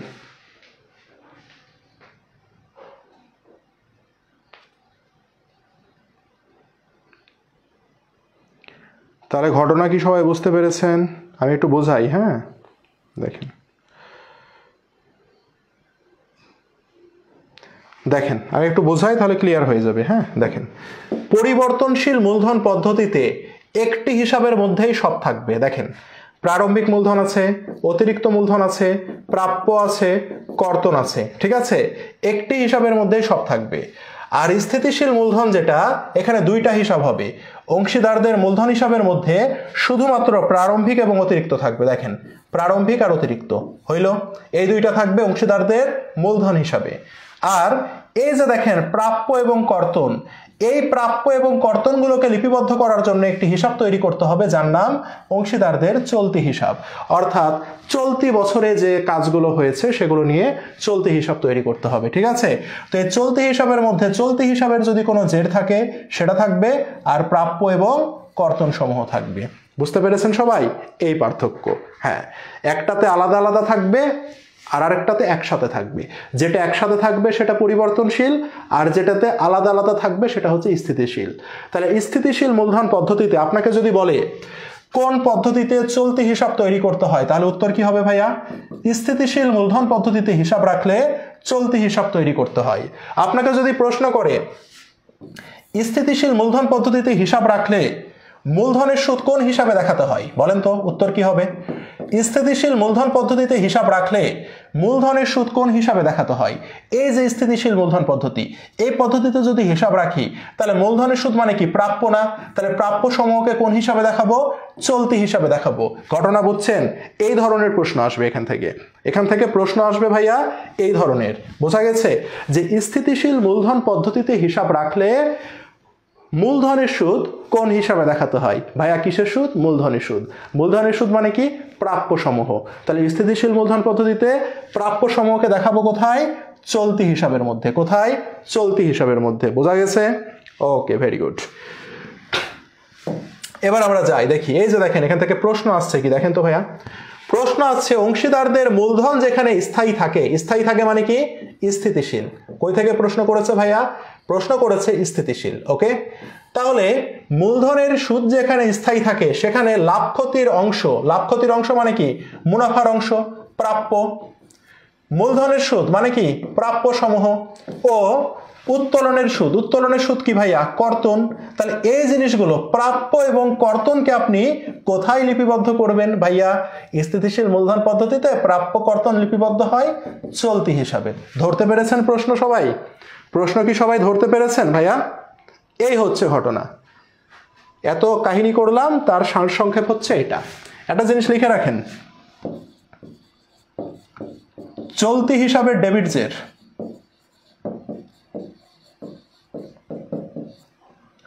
সম্পদ নির্দেশ করে। হ্যাঁ, ডেবিট মানে সম্পদ না। চলতি হিসাবের ক্রেডিট জের দায় নির্দেশ করে। হ্যাঁ, দায় মানে ক্রেডিট, সে কারণে দায়। ডেবিট মানে সম্পদ, সে কারণে সম্পদ। ক্লিয়ার ভাইয়া? চলতি হিসাবে দুইটার জের থাকে, একটা ডেবিট জের, একটা ক্রেডিট জের। তাহলে চলতি হিসাবে যখন ডেবিট জের বলবে, ডেবিট মানে সম্পদ, সে কারণে ডেবিট, ক্রেডিট মানে দায়, সে কারণে এখানে দায়। ঠিক আছে, এটা মনে রাখবেন একটু কষ্ট করে। ওকে, আসে না তারপরে দিয়ে দিতে পারে, এইচএসসিতে আসে তো, আর রাজশাহী উৎসব এইচএসসির প্রশ্নগুলোকে একটু ফলো করে। বোঝা গেছে? পরে যাই দেখি, একটি অংশীদারি ব্যবসার অবসায়নের ক্ষেত্রে, অবসায়ন মানে কি জানেন? অবসায়ন মানে হচ্ছে বিলোপ সাধন। অবসায়ন মানে কি ভাইয়া? অবসায়ন মানে হচ্ছে বিলোপ সাধন। অবসায়ন মানে বিলোপ সাধন। তাহলে অংশীদারি ব্যবসার যখন কি হয়, বিলোপ সাধন হয়, তখন কারবারে যে নগদ অর্থ থেকে যায়, কি থেকে যায়, নগদ অর্থ থেকে যায়, তখন এই নগদ অর্থ কিভাবে বণ্টিত হবে? সেই নগদ অর্থ মূলধনের ব্যালেন্সের ভিত্তিতে বণ্টিত হবে। অর্থাৎ আপনার মূলধনের যে ব্যালেন্স থাকে, কিসের ব্যালেন্স ভাইয়া? মূলধনের যে ব্যালেন্স থাকে মানে উদ্বৃত্ত যেটা থাকে, হ্যাঁ, মূলধনের যে উদ্বৃত্ত থাকে সে অনুযায়ী বন্টন করতে হয়। মনে থাকবে ভাইয়া? তাহলে অংশীদারি ব্যবসায়ের যখন বিলোপ সাধন হয়, মানে অংশীদারি ব্যবসা যখন বন্ধ হয়ে যায়, তো বন্ধ করার সময় ধরেন আপনার ব্যবসাতে 1 লাখ টাকা থেকে গেল, নগদ টাকা। তো এই নগদ টাকা কি হবে? অংশীদাররা ভাগ করে নিবে। এখন প্রশ্ন হচ্ছে 1 লাখ টাকা কি অনুসারে ভাগ করে নিবে? ব্যবসাতে তাদের যে অনুপাতে মূলধন থাকবে ওই মূলধন অনুসারে ভাগ করে নেবে। ক্লিয়ার ভাইয়া? তো এই প্রশ্নটা আসে বারবার, এটা মুখস্থ থিওরি টাইপের প্রশ্ন, মাথায় রাখবেন। ওকে, তাহলে ভাইয়া নো মোর টুডে, এগুলো পড়লেই হবে। এখান থেকে মেজর যে পার্ট সেটা হচ্ছে সুদ, ঠিক আছে, আর অনুপাত। সুদ এবং অনুপাত থেকে সবচেয়ে বেশি প্রশ্ন ইদানিং আসে। হ্যাঁ, সুদ এবং অনুপাত নির্ণয়, এখান থেকে সবচেয়ে বেশি প্রশ্ন আসে। যে টাইপের আমি প্রশ্ন দেখাইছি সেগুলো। এর বাইরে যদি বলেন, আমাদের অংশীদারদের প্রাপ্য সমূহ আসে, বন্টনযোগ্য মুনাফা আসে। এই বন্টনযোগ্য মুনাফাটা তো প্রাপ্য নির্ণয় করতেই লাগে, তাহলে একই জিনিসের মধ্যে ঢুকে যাচ্ছে। আর হচ্ছে মূলধন নির্ণয় আসে। হ্যাঁ, মূলধন নির্ণয়। এই কয়টা জিনিসই ভাই আমি আজকে পড়াইছি, এর বেশি কিচ্ছু পড়াইনি। এই কয়টা জিনিসের বাইরে আমি কিচ্ছু পড়াইনি ভাইয়া। এই কয়টা জিনিস আপনি দেখলেই হবে, এবং স্লাইডে যে টাইপের জিনিসপত্র আছে এগুলো একটু দেখে যাবেন। আর এর বাইরে পড়াইছি কমিশন, এর বাইরে জাস্ট কমিশন পড়াইছি। কমিশনের যে ম্যাথগুলো করাইছি না, ওই কমিশনের একটা ম্যাথই ঘুরে ফিরে আসে। বুঝতে পেরেছেন? এই জিনিসগুলোই ভাইয়া পড়াইছি। ওকে, সবাই বুঝতে পেরেছেন ভাইয়া? তো ঠিক আছে, সবাই ভালো থাকেন। রাত্রে আপনাদের ইংলিশ ক্লাস আছে, সবাই করেন।